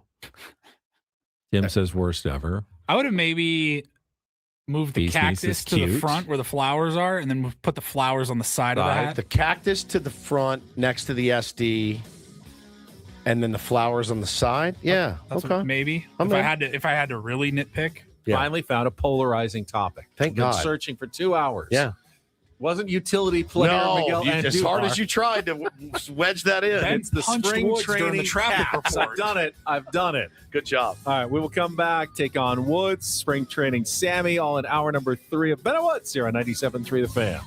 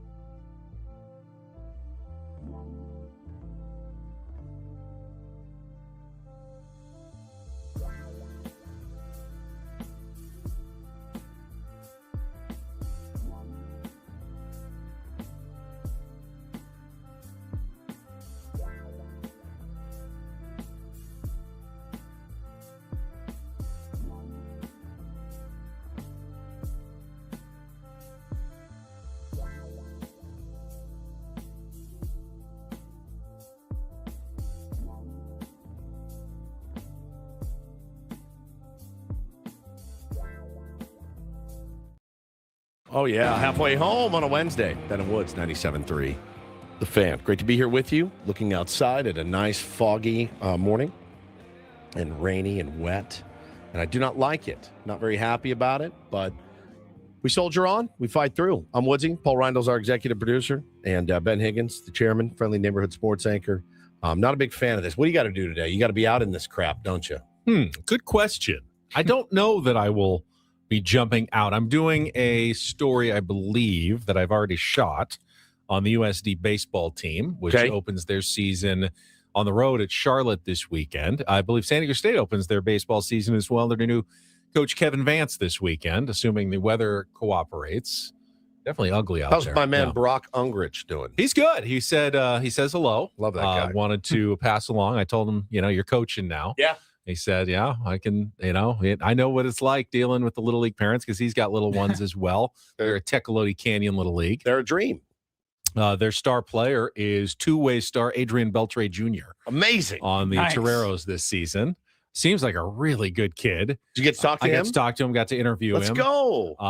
He pitched like 5 games last year in the bullpen, but he's going to be both like starting either the Friday or Saturday game and going to be playing in the field, trying to play every single day, one way or the other. I imagine third base. So, yeah, I think he's a third baseman like Dad. God, I loved Dad's going to come watch any games? Yes, I would assume so. And Brock said, family's great.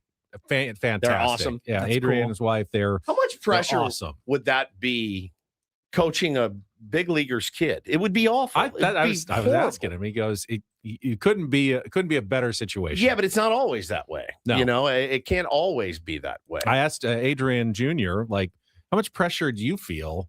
Yeah, you carrying the name of your Hall of Fame dad, and he's like, really, it's nothing but a positive. Seems like he's got a really good head on his shoulders. Incredible. God, his dad was fun to watch. I loved him. I loved watching him play baseball, man. He had so much joy. The way him and Elvis Andrews, just go on YouTube and just type in Adrian Beltre, Elvis Andrews, and watch all the videos you can of them messing with each other on the pop flies. Yeah, it's great. So much fun, man. It's great. He took a lot of joy playing baseball. He's a Hall of Famer. So it's nice to have a kid like that in town. Brock also relaxed his facial hair policy this season. Oh, yeah, I didn't know he had one. He always had clean shaven. He was like the Yankees. I did not know that. And he said this year, after the players came to him and asked him, is it possible they could do a change? He's now allowing mustaches, I believe, or a well-trimmed goatee. You can't do the big, giant beard. You're not going to be the Philadelphia Phillies or James Harden, but one of their pitchers now, Fries, I think is his name, Frize, has a big Raleigh Fingers handlebar mustache. It's hard not to see a kid that age in the college age without a mustache. It's actually harder to find one without one. So I can understand why they went to him. They're like, hey man, I feel good in this. I will play better with this mustache. Please let me rock it. And he's like, all right, let's do it. Brock, if you don't ease up on the facial hair policy, we're not going to have a team. If I were a college coach, I would ban broccoli. I would ban broccoli cuts. I would say, I'm sorry, you can't play. Coach, I'm really, really good. Like I'm going to be your star player. You're going to have to do something different. I don't care if you do a lame faux hawk like I have, but we're not there. I can't have broccoli sticking out of your hat. I just can't do it. I joked. I said, you're getting soft now in your middle age, Brock. You say that? Letting the He laughed and he goes, yeah, I guess a little bit. The stash has been back for a long time, right? And some of these guys look so good with it. They look so good in it. I'm like, hey man, if you can rock it, rock it. I really don't. I grow a nice stash. It's but the problem is, nice. like, we get obsessed, like Dylan Cease last year. Oh, with yeah. the stash versus the beard versus, we all have opinions then on what they should do with their facial hair. Yeah, that's exactly right. But in college, a private school like that, you can make some rules like that. And it's nice to hear that he relaxed that policy. Let these guys be themselves a little bit and get after it. They're coming off a weird season. Remember, they got a horrible start. I think they were like 5-20 something, like to begin the season in non-conference play, and then they came back and won the WCC, went like 19-4, but lost on the last day of the tournament to not make the NCAA tournament. So they're trying to bounce back, have a little more consistency throughout, and make the NCAA tournament. And I love that dude. Both teams still have that dream. Never been to Omaha for the College World Series, San Diego State or USD, which always stuns me. Like, I know, such great baseball, such good baseball, great baseball programs, great fields. stadiums. Draft picks all the time. Yeah, all the time. SDSU did some remodeling of the outfield, the fence, and everything. So that looks really good for the Aztecs this year. Fowler Park is gorgeous, one of the best facilities you're going to find on the West Coast as well. So great college programs, just never gotten to the promised land at the end of college baseball season. But I believe it starts tomorrow or Friday with the first games of the season. LXX DXS in the chats. Can we ban talking about broccoli hair on the show? It's getting old. No, I'm sorry. You probably have a broccoli haircut. And if I had a broccoli haircut and I heard somebody making fun of my broccoli haircut, I'd be pissed too. So change your hairstyle or find a new radio show. I don't know what to tell you, but I'll never stop as long as it's very firm on this one. I'm firm. I'm not gonna go the Brock Ungrich route and soften my stance on it. I just won't. So you're just hoping by the time your kids get to be teenagers that the style has changed. I'm praying to God. Do you know that big jeans are back too? Like big, oversized, like baggy, big ass the Jenko, like the 14 legs can fit in one of them. Like when was those that? Are back? I remember when that was popular when we were high school, college. When was that like a thing? Yeah, 90s. Yeah, oversized giant jeans. It's crazy. Like sagging, and like no, but like not even sagging. Like this wide, like 3 feet wide per leg, and it's just incredible. That was one that I can't believe those came back. The kids who would wear, and you'd see like half of their boxers because their jeans were so they came down so low. Down the sagging. This is one that I never totally got. We wear basketball shorts over our boxers, way low, and under the jeans. So it'd be like jeans, basketball shorts, boxers. Jasper says I'm the John Smoltz of haircuts now. Yes, that's exactly right. Exactly right. Exactly right. What was your worst fashion trend? Oh man, a tight roll in the jeans, dude. Tight roll in the jeans. Remember the tight roll? Down by your ankles? Yeah. So you would take your cuff, you'd pin it, and then you would roll 1, 2, and you would just roll them up to like that, and you'd walk around with the tight roll jeans and like Chuck Taylors and mix and match your Chuck Taylors, different colors. Better to show off your shoes. Swatch watches, like 3 on each arm. It was terrible. I was an idiot too. That's what I'm saying. Like that's why I'm trying to help these dudes. People are mad at me right now, man. Sorry. A lot of broccoli defenders. I guess. Also, people are saying these jeans have been back for a while.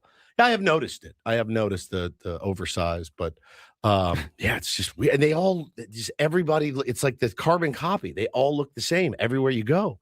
It's crazy. It's like little pods of just weird kids. Well, there's always been put the safety boomer in on me. numbers. Yeah, he got me. There's always been safety in numbers. Always. If you look different than everybody else, that exposes you to potentially, being made fun of. It's more for me like it's more like it's interesting sociologically to look at it and go, look at that group think right there. And I've certainly been a part of it myself. I will always wear it.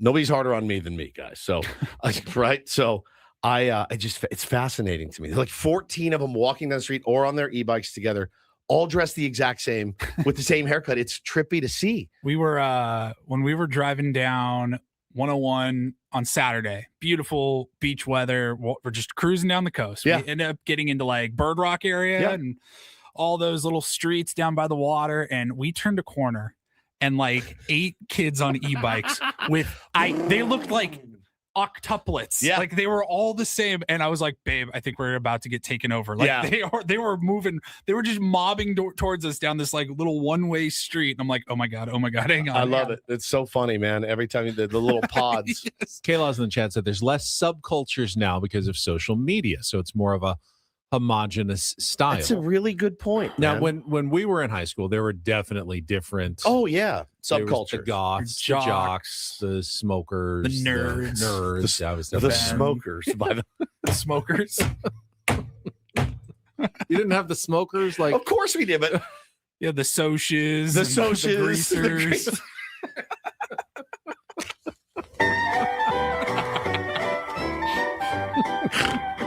Tell me more. I like he said The smokers. The smokers. I told you we had a smoking section outside of our school.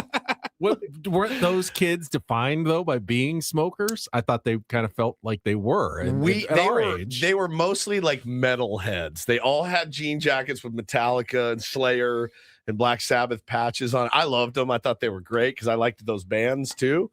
And I liked to smoke a lot when I was a kid also. So I guess you would have consider me a smoker, but I wasn't in the metalhead crew.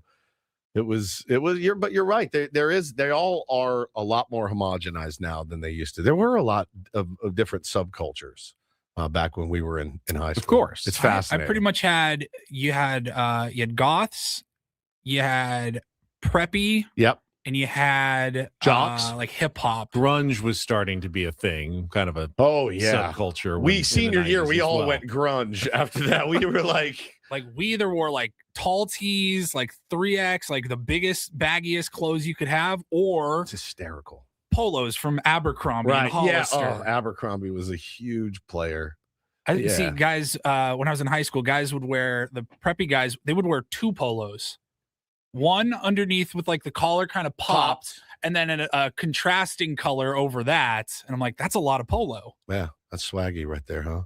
Never had two polos on at the same time in my life. Mr. Gas I was urban prep.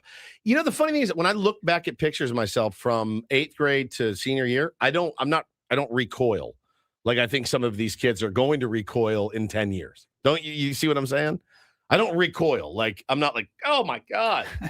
I think they're going to look back and go, "Oh my Lord, what were we thinking?" Them and all their buddies, like the same look. All right, I'll move on. Over it. Can't piss that guy off anymore. He called me a snob. All right, let's get to Take on Wood. So we have plenty of time for Sammy at the bottom of the hour, spring training. Sammy, if you'd like to be our contestant, have music, movie, or TV trivia with a chance to win tickets to 9 Inch Nails at Pechanga Arena, you can call now, 833-288-0973. 833-288-0973. Get a contestant on the line. Come back, play our game, then we'll head out to Peoria, Arizona. Padres spring training with Sam Levitt coming up in just a few minutes with Ben and Woods on San Diego's #1 sports station, 97.3 The Fan. First of all, a lot of people think retirement planning is just about the numbers, but it's not just math. It's lifestyle, timing, healthcare, peace of mind, and more. That's why Trajan Wealth takes a different approach. TRAJANwealth.com. Their fiduciary advisors build retirement strategies based on realistic options that align. Yes, I had to. It's the juiciest read of all time. Such a juicy read. They build retirement strategies based on realistic options that align with your goals and circumstances, not generic formulas. Whether retirement is decades away or right around the corner, having a clear plan can make all the difference. Trajan Wealth is right here in San Diego with offices in Carlsbad and Del Mar. If you've been wondering whether your plan truly fits your life, might be time for a second look. Call 619-367-0207. Again, 619-367-0207. You can also explore your options at TRAJANwealth.com. That's TRAJANwealth.com. I hear stories every day about Tier 1s getting their retirement in order with Trajan. I love it. Trajan Wealth. Plan smarter. Dream bigger. Advisory services through Trajan Wealth, LLC. SEC registered investment advisor. Client paid advertisement. Additional disclosures at TrajanWealth.com.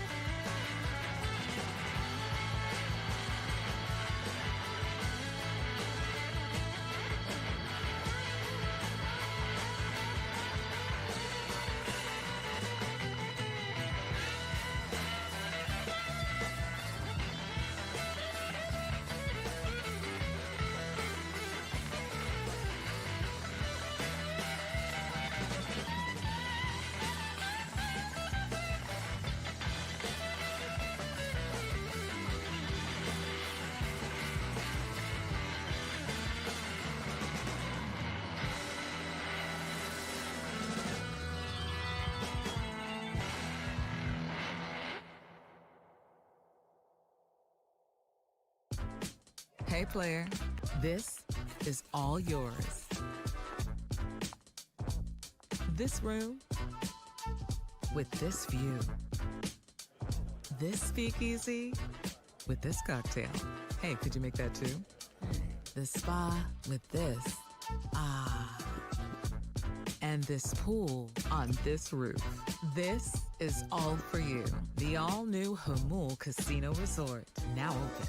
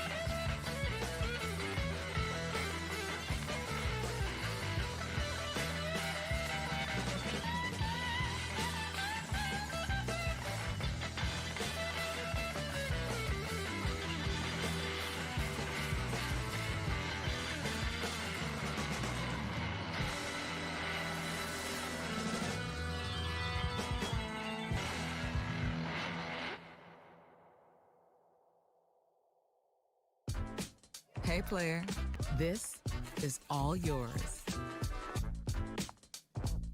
This room. I get so excited talking about Trajan wealth. I just start drooling. I don't understand the deal. You don't understand the deal. Yeah, I don't understand why that read and that read only. When you start reading, you're like, oh, I don't know either. I have no idea why. Steve says, I'm drooling just thinking about it. They should change the read to so good it makes my mouth water. Trajan wealth, so good it makes my mouth Usually water. You think of something edible or delicious makes your mouth water. Yeah, agreed. Not sound financial advice. I mean, look, I wish to God I would have had some sound financial advice years ago. I didn't. So, now I'm like everybody. I do. David, who's my guy that had set me up with Trajan, is great. He's listening to the show every single day now. He's even sending content. He said, "Did you see this Topps baseball card thing?" I said, "Oh, it's a big one. Oh yeah, with the sliding a Mickey Mantle card." We can talk about it. Reindl Report, maybe. Yeah, it's a good one for the Reindl Report. But let's get to our game because we got Sammy coming up. So let's play today's game of Take on Woods.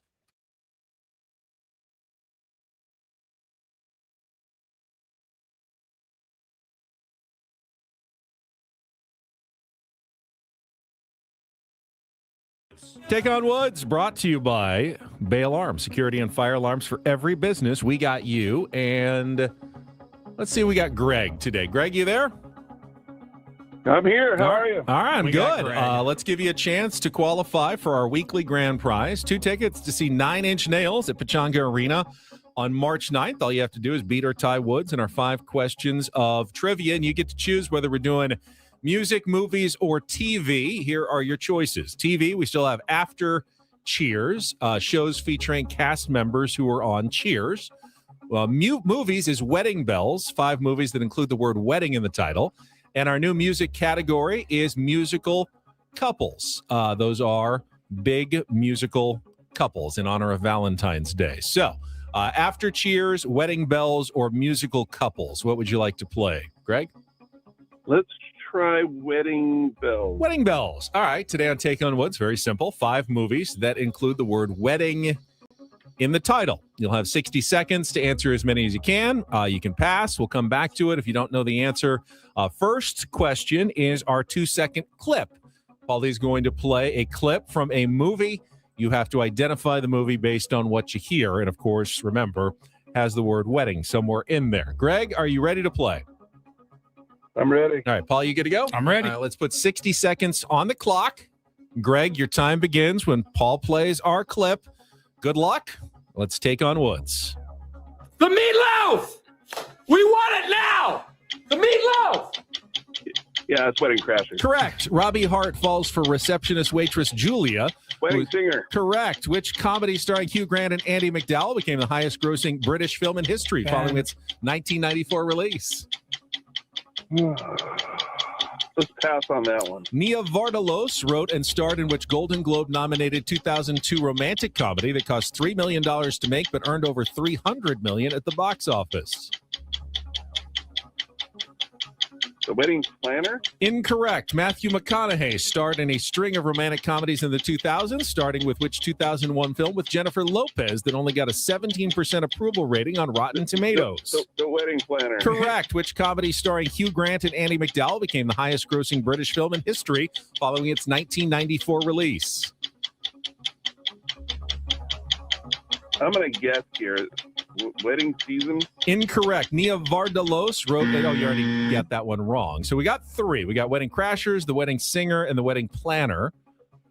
Oh no, he didn't get The Wedding Planner right. He said wedding, but then he got it on the. Then he got it on the right. That's a 3, and then he missed 4 weddings and a funeral, and My Big Fat Greek Wedding. All right, let's bring Woods in, see how he does with the same 5 questions. Got a movie category for you today. We'll let you figure out the rest. Going up against Greg. Did you hear any Googling or anything in the background? I did not. Okay. I did not. Fair game. Again, not to cast aspersions. All's fair in love and take on Woods. All right. All right. 60 seconds on the clock. We'll start with a 2-second clip. Good luck. Let's take on Greg. The meatloaf! We want it now! That's old school. The meatloaf! It is not. No! Robbie Hart. Crashers. Robbie Hart falls for receptionist waitress Julia. Wedding Singer. Correct. Which comedy starring Hugh Grant and Andy McDowell became the highest grossing British 4 film? weddings and a funeral. Correct. Nia Vardalos wrote and starred in which Golden Globe nominated 2002. My Big Fat Greek Wedding. Correct. Matthew McConaughey starred in a string of romantic comedies in the 2000s, starting with which? Failure Launch. Incorrect. Damn it. Thank you for thinking about the category even a little bit before answering the last question. Oh, My Best Friend's Wedding. No, not even that one. It's The Wedding Planner. The Wedding Planner. But you know what? Your loss is Greg's game. 3-3. That's a tie, which means Greg qualifies for the concert tickets. Greg, too stay on the line. soon on the old school one.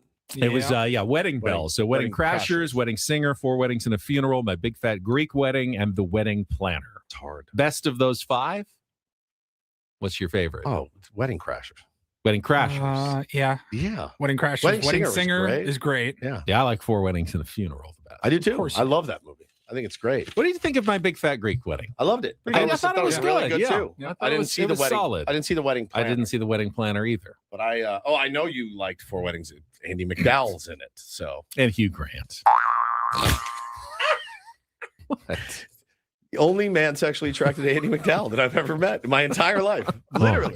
In my entire life. One of one. You're the Paul Skeens auto card. One of one. Andy McDowell's in it, though. Oh, all right. Just charming people in a charming movie. It's a really good movie. Yeah, it is. It's a really good movie. I like the guy that dies, Gareth. Partier. Yeah, lived his life. Yeah, it's great. Yeah. It's a good movie. It is. All right, Greg, thank you for playing. Paulie will get your information. We got another qualifier. Haven't won in our a month. concert tickets. No, it's been ever since we changed the format. Yeah, it's been a boon to the Good. tier 1. That's what we wanted. All right, we'll put in a new movie category for you tomorrow. But when we come back, we will head out to Peoria, Arizona. Sammy Levitt will join us from spring training. Yes, spring training Sammy coming up on San Diego's #1 sports station, 97.3 The Fan. Hey, little sister.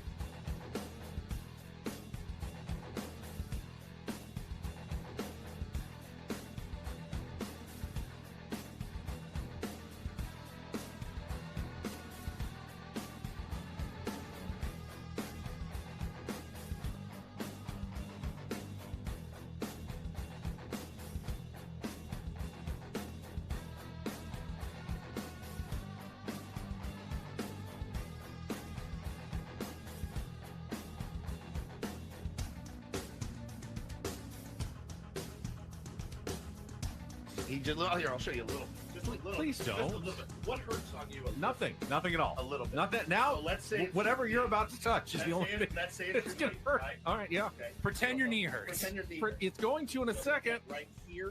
Oh, that is not pleasant. Hey, player, this is all yours. This room with this view. This speakeasy with this cocktail. Hey, could you make that too? The spa with this. Ah. and this pool on this roof. This is all for you. The all-new Humul Casino Resort, now open.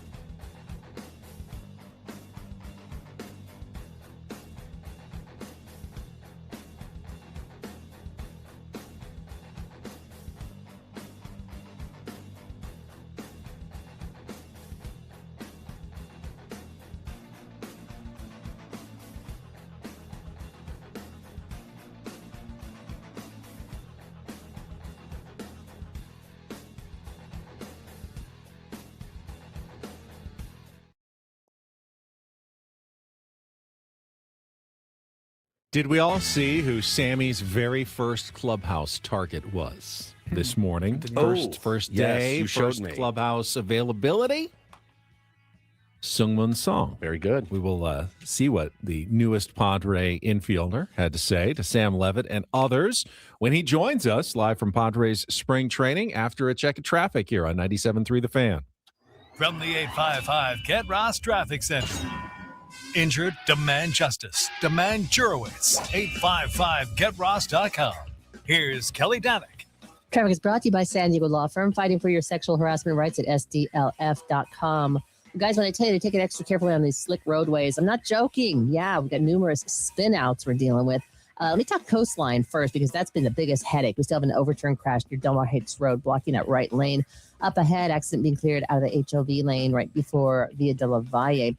And we got that traffic alert northbound 5 past Harbor Drive, 2 left lanes blocked with a collision kind of in the same area. Got a vehicle facing the wrong way over to the right shoulder. Yeah, a lot of flooding on our roadways as well. Further north on the 5 before Las Pulgas, we have reports of a spin out in the center divide. Elsewhere around the county, 28th Street on-ramp to eastbound King Freeway, a collision. Also, a vehicle went off the roadway on northbound 163 at the East 8 connector. 3-vehicle accident West 8 right before the 5 there, all over to the right shoulder. And going to find on southbound 15 before Miramar Road, accident blocking the HOV lane. You spoke up and suddenly your schedule changed, your hours got cut, or the pressure got worse. That's not okay. San Diego Law Firm will help you fight against sexual harassment. Contact them at SDLF.com. That's SDLF.com. I'm Kelly Danica with Ben and Woods, San Diego's #1 sports station, 97.3 The Fan. And all of Sam Levitt's coverage. Yeah, it's raining here in San Diego, so obviously you get some trouble on the roadways. End of days. All of Sam Levitt's coverage from Peoria, presented by David P. Shapiro, criminal defense attorneys, helping good people regain control of their future when charged with a crime. Since 2010, visit davidpshapirolaw.com. And we are joined right now by spring training Sammy, live from Peoria, Arizona. First question, though, is what was in the Dutch Brothers Cup this morning when you took your selfie I had to walking into the Peoria Sports Complex? It was a hot almond milk latte. Hot almond milk latte. Good. Okay, very, good. very nice from Dutch Bros. Yes. We've never had it. None of us. Really? Never. We've seen the lines, but I've never braved it myself. Well, you know what? I go so early here that typically the line is not bad. I mean, I was there at about 7:15. Clubhouse opened at 8. But you're right. If you go a little bit later than that, you can run into a pretty big line. It's good. The only thing I would say about Dutch Bros is very, very sugary. If you go the wrong way on the menu. That was my so concern. They do have for you. sugar-free. Yeah, they do have sugar-free options. I just got an almond milk latte, which I don't think is particularly terrible with a Splenda. So, stay off the dairy, stay off the really sugary drinks. But if you want to go crazy there, as far as the sugary drinks, you certainly can do so. Well, we're going to be also your accountability. We're going to be asking you every day, calorie count, how you did. You told us yesterday. You got to dial it in. So we will also, we'll be peppering you with questions. I'm happy to say that yesterday, day went by, and I did not touch a single snack inside that room. God, that's hard. So we're off to a good start. Attaboy. Had some Cheerios this morning, and I have a beef stick from Trader Joe's with me, so we're off to a good start. So all right, Clubhouse open. Set the stage for us. Walked in there. Yeah. What was the mood? Who did you talk to? I know we saw a Sung Moon song, but what can you tell us? Yeah, first day the clubhouse is open. Yesterday it was not, but we obviously talked to Craig Stammen and Steven Souza Jr. and Randy Knorr, which was great. But first time we're in there today, and all the pitchers are there, all the catchers are there, everybody you can think of, from Mason Miller to Jason Adam, Michael King, Nick Pivetta, list goes on and on. I tweeted this out yesterday, and I also put out some video. There are a number of position players that are already here working out. I just saw Jake Cronenworth walk by. Nice. Gavin Sheets is in the cage right now. Xander Bogaerts is here. Jackson Merrill is here. Ramon Laureano was getting work in yesterday as well. So there are a number of position guys here, and a lot of those guys inside the clubhouse bright and early today. And you're right. The first scrum of 2026 with a player was with Sung Mun Song. And he said some interesting things, and good to get to know him, and obviously somebody who could play a very significant role on this team. Yeah, I believe he told you he would be covering what, third, second, everywhere, first, some outfield, like everywhere but shortstop. I think maybe was mentioned. Yeah, I mean, I don't know that it came as much of a surprise based on what we knew about him. The idea that he could play a real super utility role. I mean, he said that the Padres have told him that he'll cover third, which is his natural position, but obviously the Padres have quite a third baseman there every day. But he'll play second and first and maybe some outfield as well, which would make a lot of sense. The other thing to note about Song, he did hurt his oblique. I'm not sure when exactly that was. He is feeling a lot better. He is continuing to rehab with the trainers here. No pain, discomfort, still in the process of working his way back, but it is a lot better than before. I don't know, and maybe Craig Stammen will talk about it here in a little bit. I don't know if that's going to delay him at all as far as getting into spring training games. I don't know.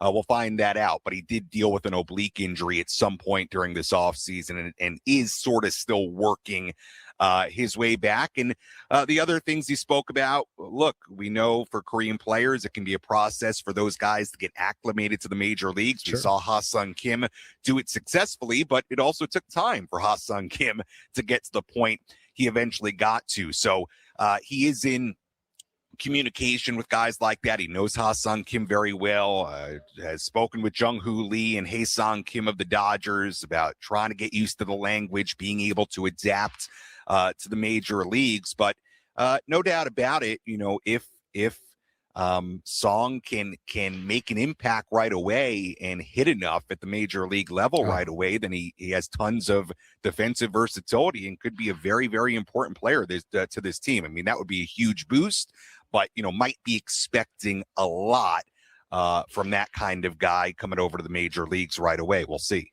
Talking to spring training Sammy Levitt live from Peoria, Arizona. And I know word travels fast around the Cactus League. News this morning that Corbin Carroll has a broken hamate. Going to be out for the World Baseball Classic. Any speculation around there that Jackson Merrill could be getting a phone call from Team USA? Do they even want that? Is it something you're going to maybe talk to him later about? Yeah, I mean, maybe it's something that comes up later. I haven't heard anything this morning on it. I should mention Jackson is here as well. I don't know that I put him in that group that I said earlier. Okay, Jackson is here as well. I don't know.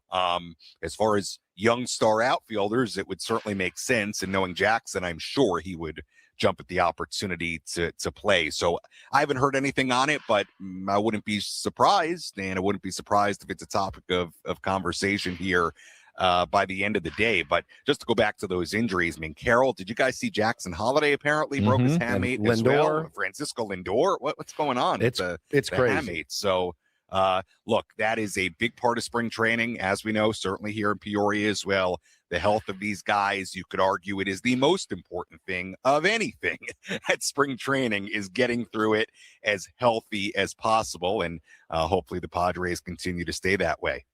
One of the most polarizing topics so far, spring training. Your opinion on the spring training hats that are out? You know what?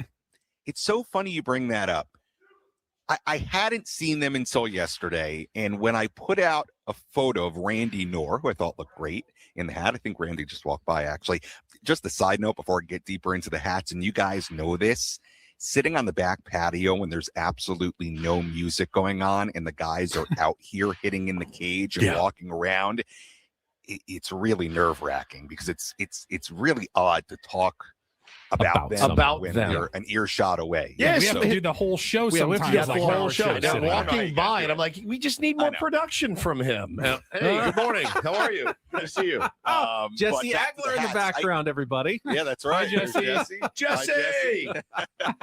He runs off. Hey. But I like the hats. I do. I thought they were cool with the the plants and the cactus on the side, but I don't know. People seem to not all be in agreement on that. I think they're nice, a little bit different, but hey, to each their own.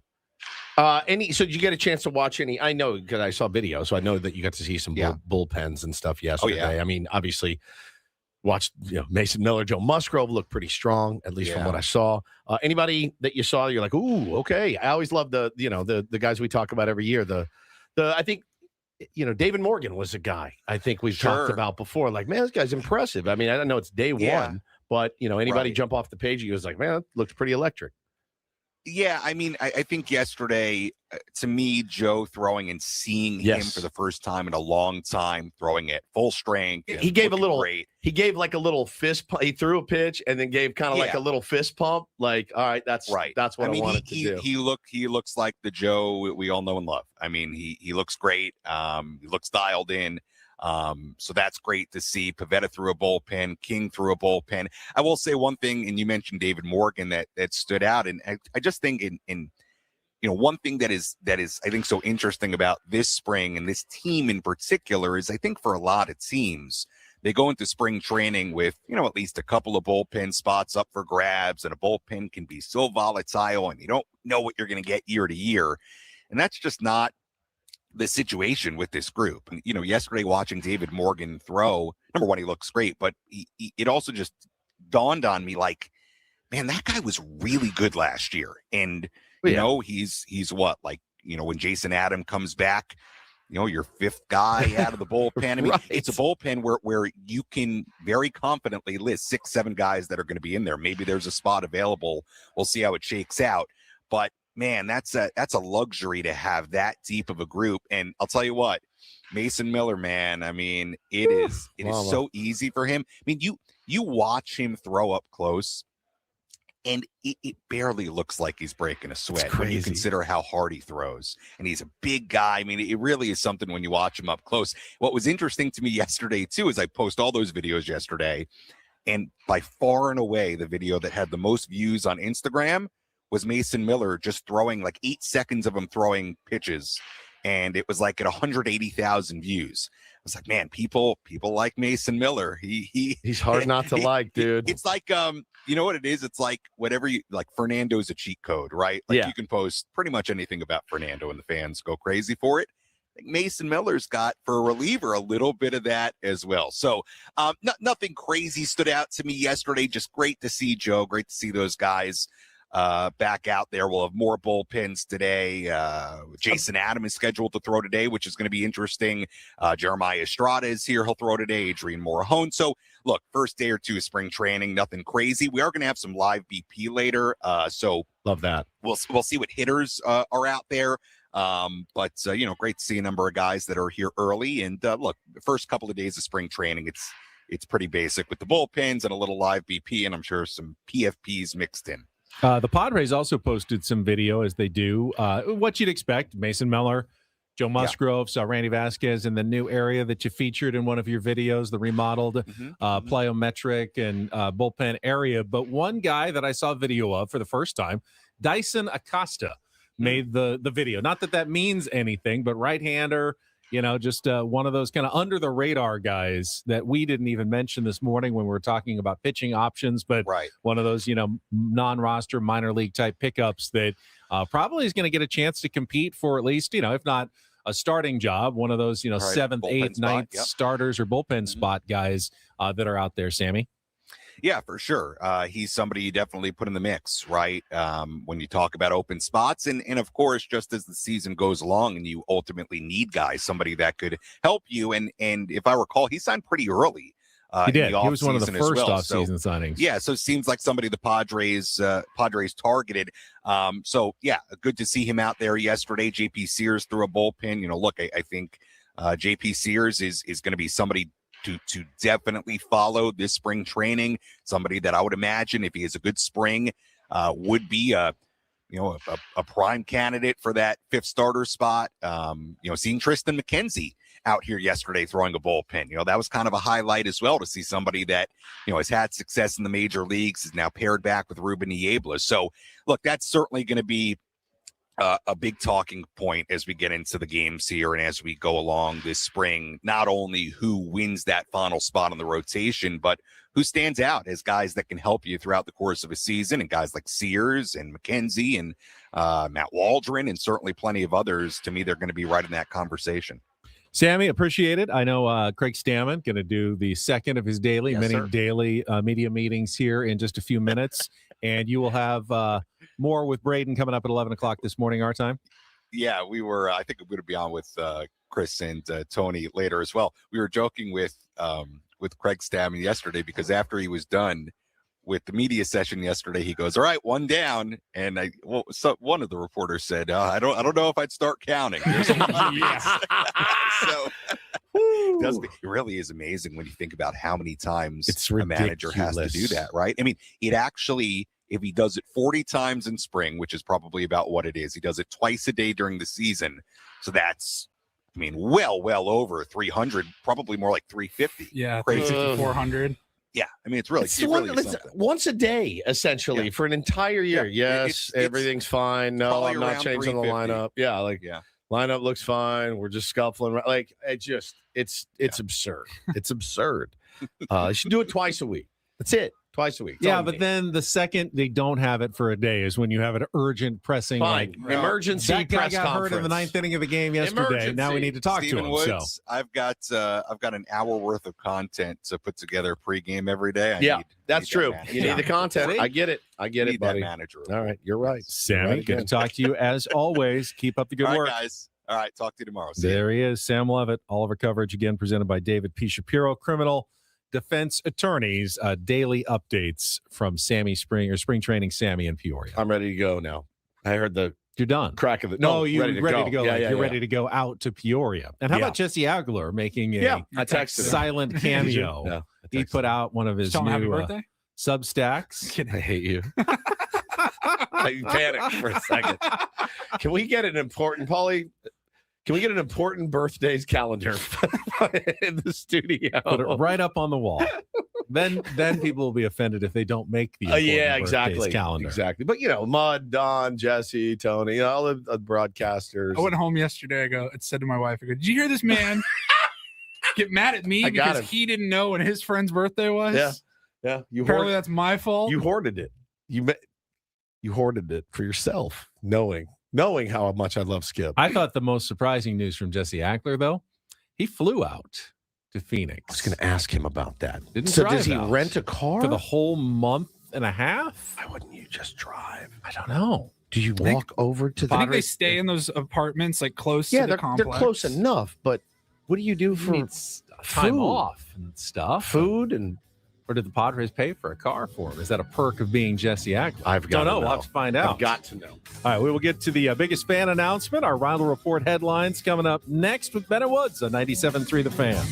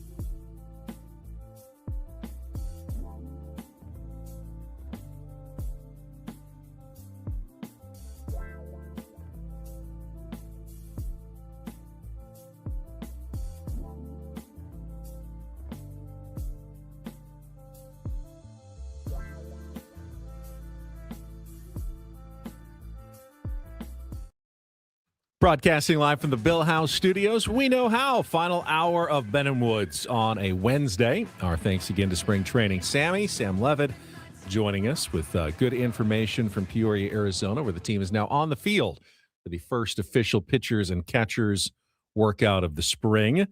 Full squad reports on Saturday. And then the first game is a week from Friday. Crazy. Against the Seattle Mariners. Crazy. At the Peoria Sports Complex. And then a week from Sunday, we'll be driving out ourselves. Yeah, buddy. To see it for our firsthand for 3 shows live on Monday, Tuesday, and Wednesday, the 23rd, 4th, and 5th of February. All right, before we do anything else, let's get to today's biggest fan contest announcement. If you hear your name called, you will have 10 minutes to call us back at 833-288-0973 and qualify for the grand prize, 20 tickets for you and your friends for a night in our Odyssey Suite at a Padres game this season with all the fan staff catered by Spiro's Mediterranean Cuisine. And this morning's biggest fan is Trent Levolsi from San Diego. Trent Levolsi from San Diego.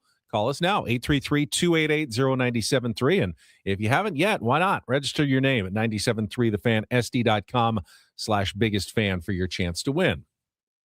Got anything before the Reindl Report you wanted to get to? No. Pressing concerns? Urgent messages? No. All right, Paulie, it's up to you then. Take it away. And get things started here with our today's edition of the Reindl Report. Now tuned into the greatest. Welcome to the Reindl Report with Paul Reindl. Hi, Paul. All right. 2 stories from the world of sports that we haven't gotten to yet. We'll start off in Major League Baseball. And 1 story that you didn't know you needed. Are you laughing, biatch? It's the Reindl Report. Hey, Paul, how you doing? Okay, how are you? On 97.3 The Fan. Are you ready to bless the mood? I need some help, please. That was good. Can I get a yeah? Oh, yeah. All right. I would, you know what I was thinking about when you asked me that? Mm-hmm. How I can get my quads bigger. I want bigger quads. That's god? Exactly what I was thinking about. I don't want to be a quad god, but I want to be like I just want my quads to be bigger. So I was thinking literally when you asked me, I'm like, how do I get that's what the thought bubble was. How do I get my quads bigger? I'm worried that you think too much about your own physical appearance. No, I don't. All right. No, I just want bigger quads. You don't think about your physical appearance? Not that often. No. Like, is that bad to think about your physical appearance? I guess it's the context in which you're thinking about it. I'm not obsessing about it. Okay. I thought to myself, all right. I saw the video of Corbin Carroll throwing plyos yesterday. Maybe it broke his hamate. I have no idea, but that's what they saw him doing. And they said, man, he's put on some weight and his quads are thick. And I saw that video and I went, how do I get my quad? I just want bigger quads. Okay, but how is that going to benefit you? It'll make me happy and make me stronger. And when we get older, we get weaker. So I want to be stronger. All right. So, I mean, there's always general benefits to good health, notwithstanding. I don't know that slightly larger quads are going to impact your life in any meaningful way. I disagree. You have nice quads. They're not bad quads. They're not. I mean, I don't think you're. I put in some work. I don't think you're going to wither away. I wouldn't worry about that. Let's come back to this. Okay, let's let Paulie get to the Reindl Report. This is riveting. All right, I was watching the men's doubles luge while you guys were talking about quads, and good God, it is terrifying to watch. They lie right on top of each other. They stack one on top. Just get you. And they're coming down stretches. I'm on the bottom top or the top. I don't want either of you laying on top of me. I will be on the top. Okay. 73 miles an hour whipping down that ice. Good God. There's guys who go faster. If you're on the bottom, though, at least you've got a seat. If you're on the top, you're just on another person. That's true. Doesn't look comfortable. Hey, let's it's already a crazy sport. Let's stack another guy on top of me. How about that? Let's balance make it even this harder. man while taking these turns. The triple would be amazing. Right. Well, speaking of the Olympics, this happened a couple of days ago. I got a hot mic on the Olympic broadcast. They were going to break. This was, I believe, a snowboarding competition. Todd Richards was the broadcaster, and here's what it sounded like after he went to break. It was cut just a little bit. There was about 10 seconds of bumper music that you could hear before he said what he said. And coverage of the men's Big Air medal ceremony will continue on Peacock. That was boring. That was so boring. Qualifier was way more exciting. That is us almost every time we turn the mic off. That was so boring. That's boring. That was terrible. That segment was awful. Yesterday's show was so much better. That was terrible. So, yeah. Is that bad? That's not even bad. He didn't curse. It's not bad. I mean, guessing it's not what Peacock your probably- employer wants to hear when they've spent $11 billion on their Olympics rights, and the broadcaster is just admitting that was boring. Will you save that clip? I will. Of him, because we can use that was boring in something. That was boring. Yeah. All right. If we have a really That bad was segment, so boring. one of us is bloviating about our quads or something or whatever, like you can just play it. It's fine. You can use it at your discretion. That was so boring. That's golf talk. Golf talk. That's so good. Inherently, the great thing about sports, sometimes it's thrilling and compelling, but other times it's pedestrian and boring. You don't know what you're going to get. So you kind of have to watch and you find out as you go. But if we're all being honest, of course, like last night's SDFC game was mostly boring. No. I thought so. They were under siege most of the night. I was on the edge of my seat. I was a wreck. Now there was if it had gotten within one, I would have been on the edge of my seat. But when they had they had such a good they had lead. a 3-goal cushion. But still, when they got the one in the second half, I got all right. Well, now if they get another one, I know I will Now be I'm locked sweating in. it, But when yeah. they never gave up that goal, the I was Super Bowl like, was boring. Yeah. I was never totally Mostly. nervous about it. Right. Super Bowl was boring. Way boring. Yeah. They're a boring sport. There was a period with the San Diego Padres last year and they were like winning some, losing, and I was like, this is literally the most boring team I've ever seen in my whole life. They bored me to tears for stretches last year. So I get it. I fully get it. Well, so his phone blew up, the broadcaster, Todd Richards. His phone blows up. Hey, man, hot mic. So after the night, he was like walking out. He was doing a walk and talk on his Instagram page, and he did issue an apology. I trimmed it down just a little bit. It kind of gave me, at least, the vibes of I'm sorry that you were offended more than I'm sorry for the hot mic. He kind of just doubles down in his apology and explains why he thought it was boring. And I feel like I should address an elephant in the room here, because by the amount of DMs I got immediately after the event ended and pops into my my texts, there was a hot mic moment right after we thought we had gone off the air.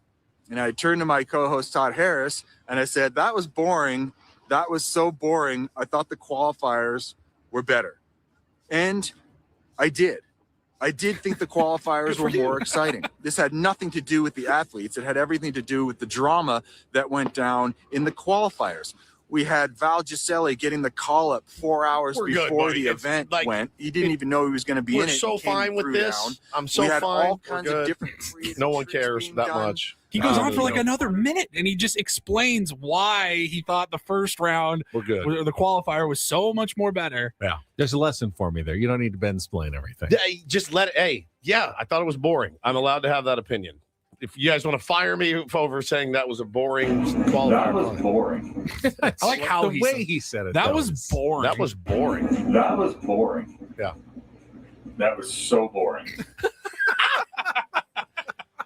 Yeah, it's just so accusatory. It is. It is. All right, we'll move on. So today is a big day in the card collecting world, baseball card collecting world. boy. We've been talking a little bit about it off the air and on the air today.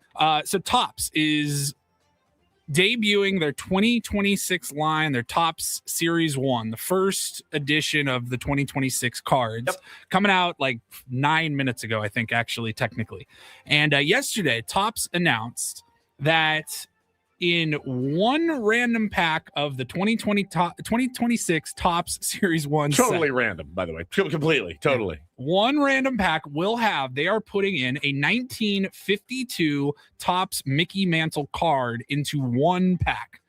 So the hunt is on. Everyone is going to be looking for that card. I saw that if you graded 9.5 like 4 years ago, sold for $12.5 million. Like, it is one of the most, if not the most sought after card.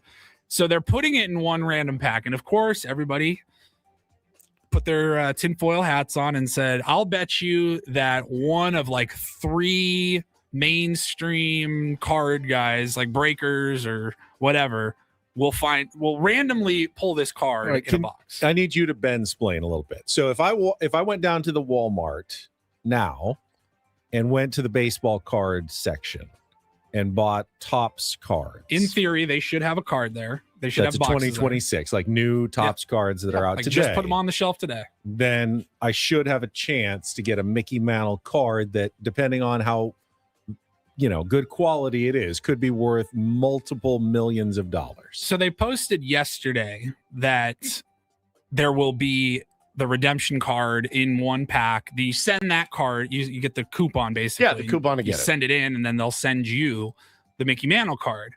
Now, does that mean they're going to be putting them in future boxes? Like it'll be going into a box, or it's already gone into a box? Nobody knows.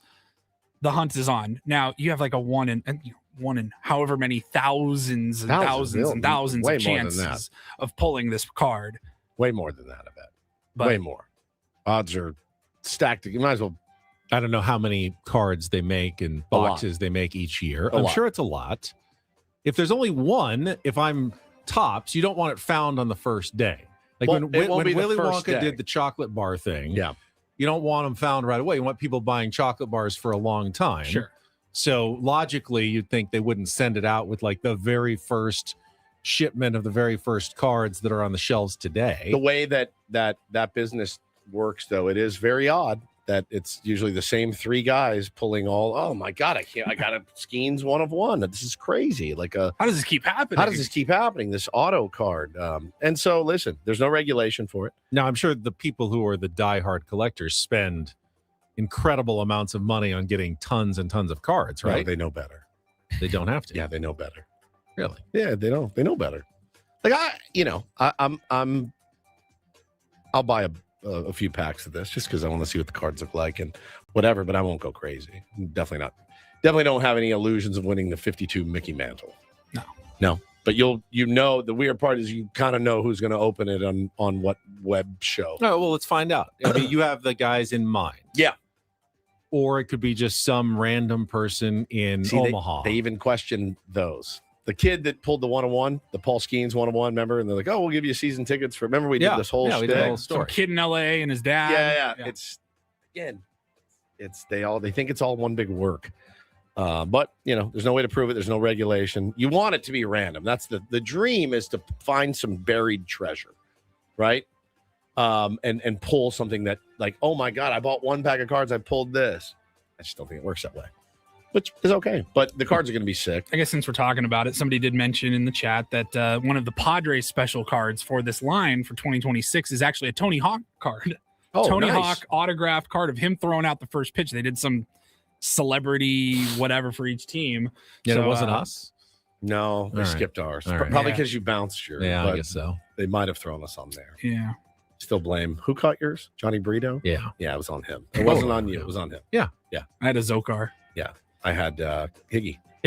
All right, and then finally we will wrap it up, gentlemen. The wait is the only over. one that's still with the organization. That's true. You've chased off your two ceremonial first pitch catchers. That's true. The wait is over. I know you guys were very much curious when this would happen. Smart underwear is on the way. Smart underwear. We've got smart cars. We've got smartphones. Yeah. We've got smart TVs. What does your smart underwear tell you? Well, I'm glad you asked, man. I got a whole story here about this. So scientists are developing smart underwear. It's mostly just a sensor that would clip into your underwear. You've asked your pants. Guys, Red alert. Go. Red alert. It lets everybody know. He just farted, everyone. You didn't hear it, but he did. So the sensor is actually supposed to monitor your gut bacteria activity by measuring the hydrogen gas in your gas. I'm good, man. I'm good. And then what do we do with that? They say take more probiotics, eat more yogurt. So you charge your sensor, you plug it into your underwear, and it can last the battery can last for a week. So you can battery. You have to charge your undies. You charge your underwear battery. And then it says researchers say the device will detect dietary changes with 95% accuracy, and they can reveal that the average person. I can detect dietary changes with 100%. 100%, not 95. What I'm putting in my mouth. I know when I eat certain foods, I'm like, it's gonna be a rough one. I don't know what to tell you. The scientists are saying that currently options are very limited for studying gut bacteria, and so they are hoping that these sensors will be able to help diagnose any digestive issues. I saw that wide receiver for the Patriots, that Mac Hollins. He showed up in the Hannibal Lecter. You see this get up before the Super Bowl? I did not. He came in chains and like a mask and like in a inmate jumpsuit. He walked in the Super Bowl like that. He's a lunatic, but he said he hasn't eaten a vegetable in like 5 years. Not one single solitary vegetable. And I'm like, dude, colon cancer is screaming your name. It's something you think about. You know, we're getting older. But I don't need my underwear to tell me. No, I don't need. That's the whole point. I do not need my underwear to tell me. Ben, did you eat a bean and cheese burrito? I need more vegetables. Yes, I did. Yeah, like Kayla says, we don't have to track everything. You gave me a tip a month or so ago. Stop tracking your sleep, because the first thing you see when you wake up in the morning, oh, cool, 14 sleep score, and I'm dead. The whole day is ruined because it's in my head. Yeah. I've taken my watch off. I no longer track my sleep, and I felt much better. Good. Yesterday, notwithstanding, but that was a good tip. Now, stop tracking your quads. No, I don't understand your beef with that. It's not a beef.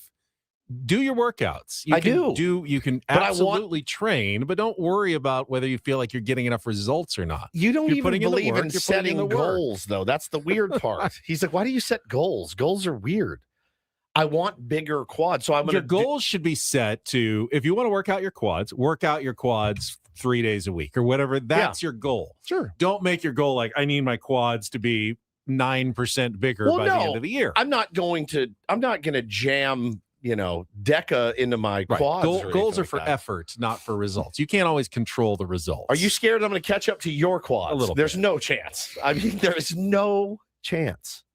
I'm never going to have the calves you have. I get it.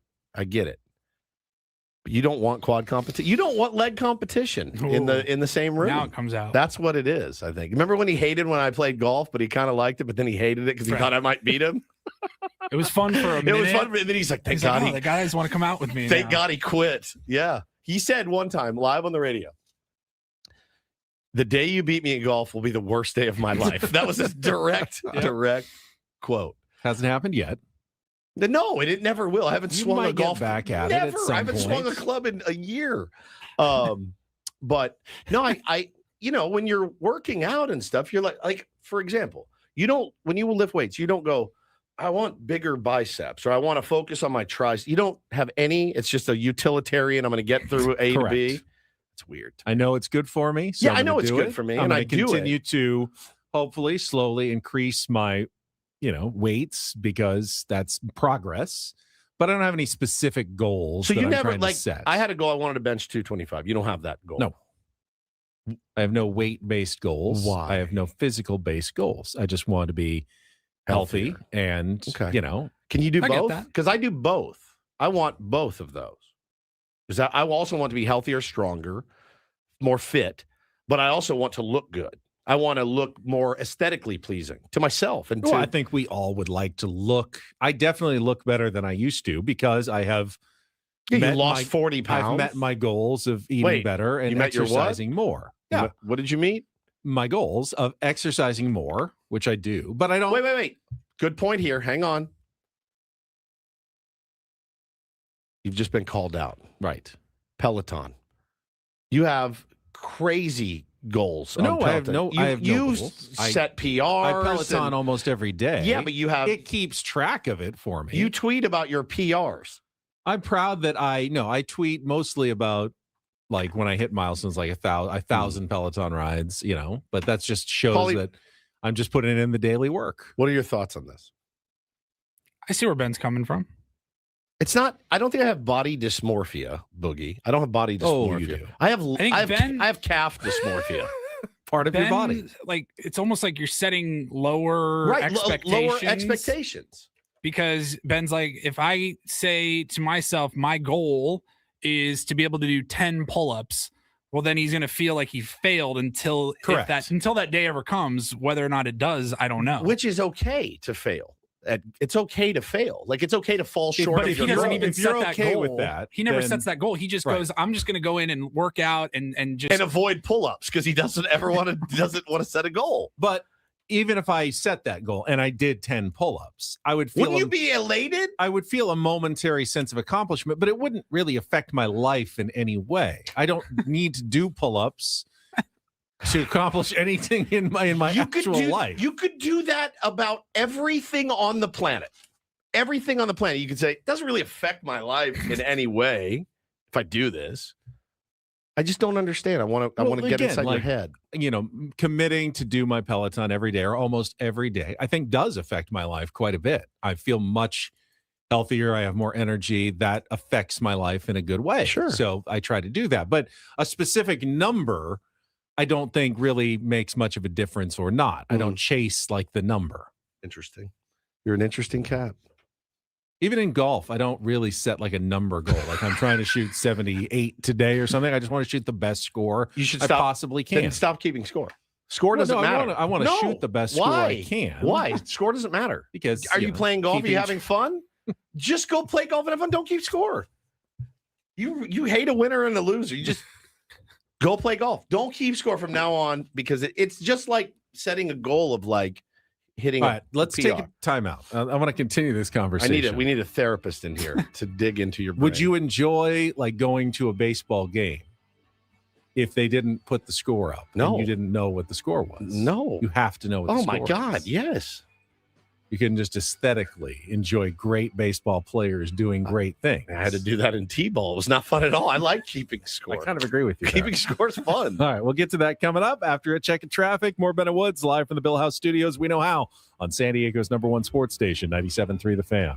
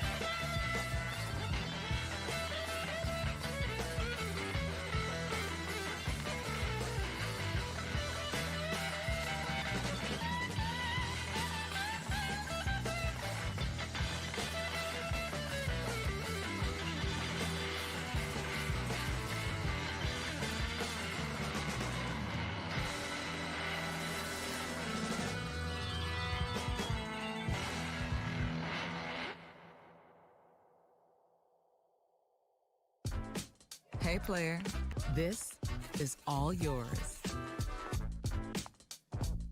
This room with this view. This speakeasy with this cocktail. Hey, could you make that too? The spa with this. And this pool on this roof. This is all for you. The all-new Hamul Casino Resort, now open.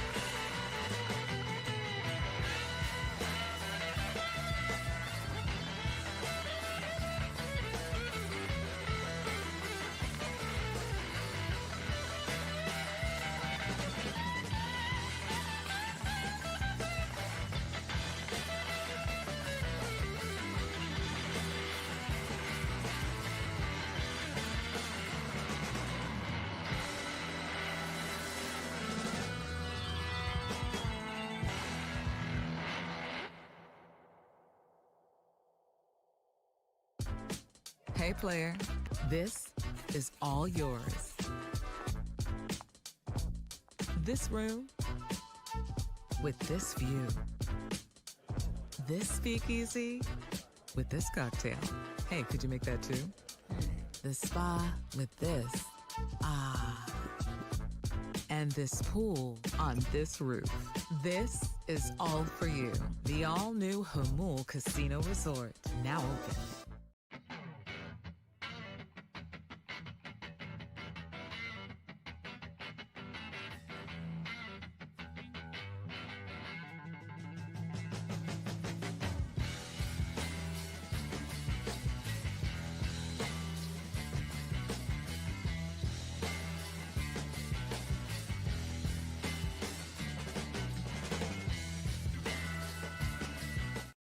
I think we have some wise people in our chat. We do. Like Matt, who says, very, very wise. Yeah, just our conversation about Woods wanting bigger quads. And just want bigger quads. me telling him don't set don't worry goals about that are, it. He says, if you can disassociate not hitting the goals from discouraging you, which I can, then go that route. If not hitting your goal is going to make you less likely to do the work, leave the goal out of it. I do think I'm susceptible to that. If I set a goal of losing 40 pounds, which I don't do, by the way. I realize there's no way I'm going to get to like 20, even 25, it's going to make me not want to do it anymore because I know I can't reach that goal, even though losing 25 pounds would be fantastic and would be great for me if I set a goal that I know I'm not going to hit. But why do you know you're not going to hit it? I'll get discouraged. Well, if you set the goal too high. Well, yeah, if you said I want to be 160 pounds, I'd go, hey, that goal's probably a little out of reach. But losing 25 more pounds, I don't think is unhealthy or that big of a reach. I think you could do it. I think you could do it no problem. You drop 40. I mean, it was hard. It was hard. But you didn't work out. You just changed your diet. Yeah. Now you're working out. You could drop 25 pounds. But I don't think it'd be like, oh, God, I'm worried about Ben. He wants to drop 25 more pounds. I wouldn't worry about that. I would think that'd be good. Now, if you said, I want to be 150 pounds, I'd go, dude, no, you're wasting your time. Your legs alone are 150 pounds, So I think that would be unattainable. But I think not setting goals because you're afraid to reach them is weird to me. It's weird. It's like you do keep score at golf for a reason. Keep score. You're diligent. You plug it in. You know your handicap. I do. You know exactly. Like you obsess about it maybe a little bit and think about that. So, although I am pretty good about knowing, you know what, played pretty well today. Score doesn't reflect it, but felt 100% felt good about it today, bro. How many? I feel really good about how I hit the ball. I just didn't score. It happens all the time. And sometimes I'll say, you know what, I probably didn't deserve to score that well. Rolled in a few long putts that don't usually make, and the score probably is better than I deserve. 100%. And I can be fairly realistic about those things. Scrambled a bunch. Yeah, I get it. So, but a lot of good advice here in our chat. Kayla says, being neutral with my body and understanding that it exists to keep me alive and moving did more for my mental and physical health than anything else. Yeah. For me, it was when we had the idea of maybe having another child is what kicked me into gear of going to the gym, watching what I eat, because again, you want to be around. I'm 50 years old, I'll be 51 in July, and I don't want to be a decrepit, frail 62-year-old when my daughter is 12 years old. So that's what flipped the switch for me. And I, committed to it for sure, but I'm already committed to it for health, not because I got to be yoked if my daughter is born. That's not what it is. It's I want to be healthy, but while I'm in there grinding on it, yeah, I'm going to take creatine. Yeah, I'm going to drink protein. I'm going to get the most out of it because I do want to look better and I do want bigger quads. Vaughn says they'll be satisfied. Doesn't mean you can't critique yourself. I can love myself and still want to do a little bit of this, a little bit of that. But still be satisfied as well. Yeah. I worry sometimes you're not satisfied. And I want you to feel satisfaction. I'm pretty satisfied. Okay, but I always know I can do better. If you feel, I know I can do more. If you feel that, I think that's absolutely healthy. Yeah. 100%.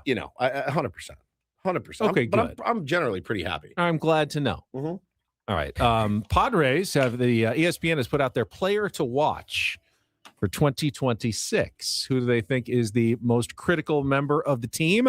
Let you know coming up in our final segment. Maybe spin the topic wheel as we head toward 10 o'clock with more Ben and Woods on San Diego's #1 sports station, 97.3 The Fan.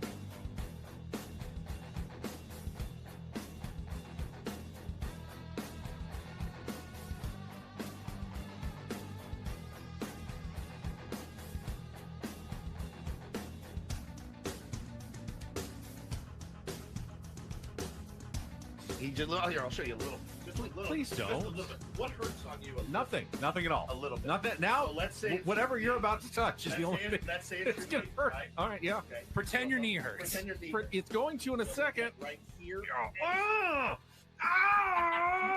That is not pleasant. Hey, player, this is all yours. This room with this view. This speakeasy with this cocktail. Hey, could you make that too? The spa with this. Ah. And this pool on this roof. This is all for you. The all-new Hamul Casino Resort, now open.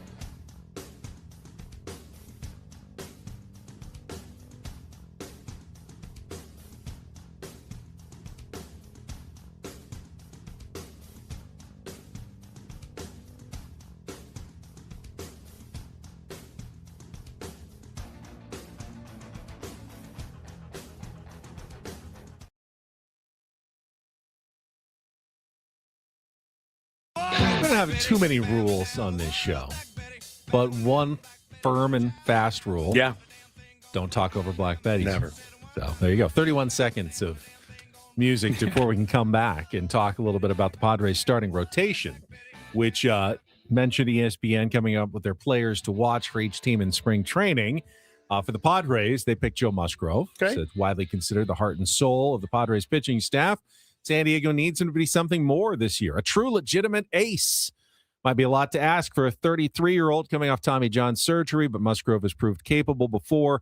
Never more so than we made 61 starts, posted a 3.06 ERA from 2021 to 2022. I don't know that Joe Musgrove has to be an ace, like a number one pitcher. He needs to be a solid 3 You need to be able if the Padres are going to go somewhere and be what they think they can be. We need him to be available and just be Joe Musgrove. Be available and be Joe Musgrove, man. Give us a chance to win. Go out and compete and give us a chance to win every night. Turn it over to the turbo pen and see what happens. I think Michael King needs to be an ace. Yeah, Michael King needs to be an ace. If the Padres Nick are going Pivetta to go. needs to not fall off a cliff. Yeah, which is not asking a ton. No. He doesn't even have to be quite as good as last year. He was last so year was good last amazing. year. Just don't fall. I don't know why he would fall off. I don't either. Regression, it happens. But we do have some new sound from Craig Stammen from earlier this hour talking about the state of the Padres pitching staff. The state of the rotation, I feel like, is in a we got good pitchers, so that's always good, and we got good pitchers to choose from. Obviously, it's headlined with Joe, Nick, and Michael. Feel good about those 3, and then there's competition for 4, 5, 6, and 7. Ooh. What do you view what Spicy. Randy did last season, the way he progressed as the season went on, the way he kind of started to miss bats at the end. How did he kind of throw himself into Vasquez? that mix and that conversation this season? Yeah, I think Randy, I mean, you can look at all the underlying statistics and say, you know, he's due for some regression and all that kind of stuff, but there's also like being able to get out of those situations that we should give him credit for that also. And him ending the season with an ERA, I think, under 4, like that's not easy to do in the big leagues. So, you know, obviously he's probably got the inside track to one of those last 2 spots. He pitched great for us last year, and especially how he ended the season. That's kind of what we envisioned for Randy, you know, getting better as he's gotten a little older and gotten more opportunity. And he showed up to camp in great shape. He showed up to camp looking a lot like that guy in September. The dog factor is something that you cannot discount as it pertains to Randy Vasquez. Strandy Vasquez, as he became affectionately known. They've made no secrets about how they were not pleased with how he showed up last year, and said, "Hey man, you want it this year? You're going to have to come into camp in better shape." And he did. And I did find it interesting that they're continuing to dangle the carrot for him a little bit, like, nothing's guaranteed, man. So inside track is something, not but not a solid number 4 guy yet. Yep, not a 1 through, not a 1. You're not in the top 4 yet. I can understand that. Sure, me too. I think it's psychological, and I think it's a smart thing to do. You know, and then we talked about, you know, the options for the 5th starter, which I think starts with JP Sears, but we talked about Tristan McKenzie. They signed Marco Gonzalez. We mentioned Matt Waldron. One guy we didn't mention, who Craig Stammen talked about this morning, is Kyle Hart, who was re-signed. And he said they're going to stretch him out, either to be a starter or a long lefty coming out of the bullpen. But it sounds like he's going to get an opportunity at that starter's job. And right now, the one thing the Padres have going for them is they have, you know, 4 or 5 guys that they at least can have compete for that last spot in the starting rotation. And you'd like to think, given those many numbers, that someone's going to look decent coming out of spring training. You don't need all of them to look great. You just need one of them to kind of take the bull by the horns and win the job. And then hopefully the other 2 or 3 can go down to AAA and continue to, you know, pitch, you know, 4 or 5 innings at a time. And when they invariably will need more starting pitching, you take the guy who's throwing the best and you bring him up, and just kind of as a sequence. Would this team look better with one more starting pitcher? Absolutely. Yes. Is it absolutely essential that they get it done before the start of the season? No. I don't think so. No. I think it would be preferable. The sooner the better, but I don't think you go in and go, we have no chance at winning any games with a 4 or 5 starter if you're the San Diego Padres. You absolutely do with Randy Vasquez, and then the best of the bunch, you know, coming at the end. Remember, you're going up probably against other 4 and 5s early in the season as well. You're going to have to score some runs to win those games, but you're not asking a guy with a 9 ERA to come in and pitch. You know, Randy Vasquez had an ERA, as Craig Stammen said, under 4 last year. That's a good place to start. Whether he has a little regression or builds on what he's done, he's a competent major league starting pitcher. And that's someone that you want to have as part of your team. Yep, no doubt about it. But again, you know, we say it all the time. This team, as it stands and as it looks on opening day, will probably look different on August 3rd? 4th this year. Yeah. 3rd is the trade deadline, and then the 4th will look different. Yeah, it's going to look different, certainly. So, just again, it's kind of about weathering the storm in the first few months, seeing what you got, letting the skipper get his feet wet, which is, you know, a new one for us here. We experienced it a few years ago, but he's got to get his feet wet. And it's about, you know, can you compete and play really well in the first half so that your GM, your president of baseball operations, can go out and make some moves to potentially bolster your team at the deadline, which he never disappoints. I mean, you know, he always does it. So I look at the San Diego Padres as one long season, but it's really 2 seasons. It's 2. It's pre and post there. I don't have any reason to feel discouraged right now about the Padres. I see a lot of dooming already. I do. We haven't played a game yet. You know, now if they start the season and Joe doesn't look anything like Joe, and Michael King can't stay healthy, then we're screwed. And, you know, Randy Vasquez regresses, there's going to be a lot of trouble. But as it stands right now, I don't see reason for discouragement. Now, if you start getting a bunch of injuries and guys don't look good, then I'll reevaluate what I'm thinking. But at the moment, I feel pretty good about the team. Yeah, I feel good. I'm optimistic. Again, the roster's better than it was, as K-Law says. The starting lineup's a little bit better than it was. And so, yeah, of course I'm optimistic. It's freaking first day of spring training. If you're not optimistic yet, maybe you'll get there. You just got to keep guys healthy. All right, since we're about to head out onto the wet roadways of San Diego, let's get one more check of traffic before we wrap things up here on a Wednesday. From the 855 Get Ross Traffic Center. Injured? Demand justice. Demand Jurowitz. 855GetRoss.com. Here's Kelly Danick. Traffic is sponsored by Valvoline Instant Oil Change. Well, parts of the county still getting hit with some scattered showers, guys, so brace yourself. We're still dealing with a number of problems here in the South Bay, northbound side of the 805 at Sweetwater. There's a collision involving a couple cars. They're in the center divide. Further north on the 805, just past El Cajon Boulevard, a motorcycle accident appears to be in the center divide. Several problems on southbound 5. One is an accident at the East 52 connector ramp. Also, Mission Bay Drive on-ramp to southbound 5, a collision. Then another crash in the South Bay, southbound 5 at Coronado Avenue. That's in the center divide. Northbound side of the 5, just before Genesee, we have reports of a stall in the left lane. Friars Road on-ramp to southbound 15 got a crash. Heads up, San Diego. The next long weekend is coming up. Get road ready now. Valvoline Instant Oil Change. Get you in and out fast. No appointment needed. Real pros check lights, fluids, and tires with any oil change. Locations and coupons at SoCalOilChange.com. Valvoline Instant Oil Change, a 15-minute drive-through oil change. I'm Kelly Danick with Ben & Woods, San Diego's #1 sports station, 97.3 The Fan.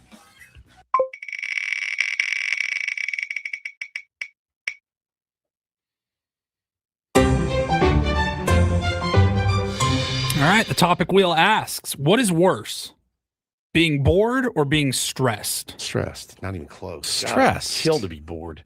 Kill. I mean, bored isn't great. Bored is amazing. Bored is the best. No, it's not the best. It's the best. Two small kids at home. Please give me a moment of boredom. How do you get bored as an adult? I think the physical feeling of being bored is certainly not bad. As stress can actually physically make you give you a headache, make your stomach hurt. What does bored look like for you guys? If your life was just constant boredom, I mean, you need some stress to keep you going. And it probably means you've got important things that you're doing, big moments in your life, which you like. I mean, you want things in your life that probably bring you a little bit of stress because it means you're pushing yourself and you're trying to do good things. So, yeah, ultimately, stress is way worse. Is something that you need a little bit of in your life. If you're good at managing it, that's the best thing. Yeah, you have stress, but you manage it well is probably the best of both worlds. What does being bored look like for you guys? Like bored. When's the last time you were bored? I can't remember the last time I was bored. I'm almost never, ever bored. I always have something I can figure out to do. I will do a litany of things if I'm bored. If I have nothing to do, nothing on the docket, if my cool jerk. Like if I have time and can sit down and stream a television show for an hour or two, I don't consider that being bored. I consider that finally some downtime where I can turn my brain off. I don't remember the last time that was like, God, I'm so tired of just watching TV. I need to do something. I'm just bored. I've always got something to do. There's always something I can occupy my brain with. Sometimes I just want to be bored and quiet.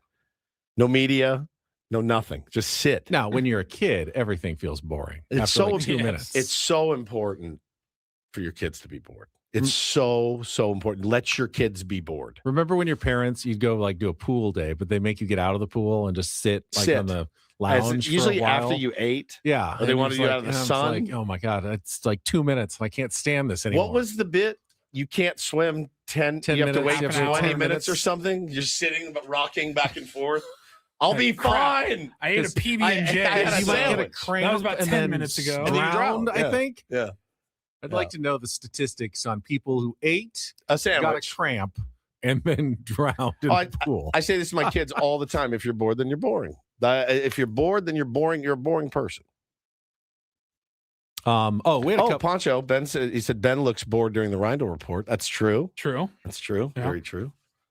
Bored and stressed. Bored and stressed at the same time. Now I'm probably just looking at the next story we can get to. Actually, we have a couple stories here at the end of the show. Francisco Lindor will undergo surgery on his left hamate today, according to Mets manager Carlos Mendoza. As we know very well by now, 4 to 6 week recovery, but probably 3 to 4 months before you're feeling totally right. So Corbin Carroll, Francisco Lindor, more hamate surgery all around. And then the Dodgers have made another signing. Oh, good. Relief pitcher Evan Phillips is returning on a 1 year, I think I saw a $6.5 million deal.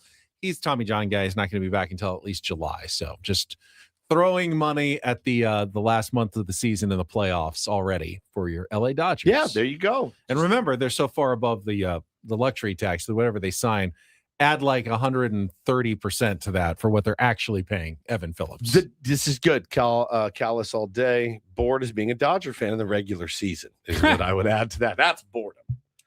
Oh, here we go again. Yeah, when they get bored, they just spend a bunch of money. So Evan Phillips 6.5 turns into what? About 15 million bucks? About 15 million when you account for all the luxury tax that they have to pay on that. That is crazy. And he can't even pitch for the first half of the season at least. So he'll fit right in. That's what they do. Yeah. That's what they do. Fit right in. I mean, that was their big issue last year, was the bullpen. So they're trying to avoid their big that issue when they won the World Series.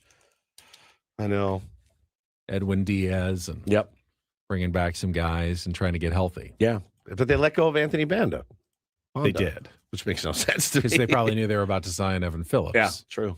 And then they put him right on the 60-day All right, list. well, pray for Hamate's out there, Padres fans, and Hamate's strength for our team. All right, we will come back tomorrow. We'll have more Sam Levitt live from Padres spring training. Braden and Frank will have him on as well with an update on everything Craig Stammen just had to say on day 2 of Padres spring training. But that's it for us. Hope everybody is safe out there in the rain on a Wednesday. We will be back tomorrow at 6 a.m. For Paul Reindl and Stephen Woods.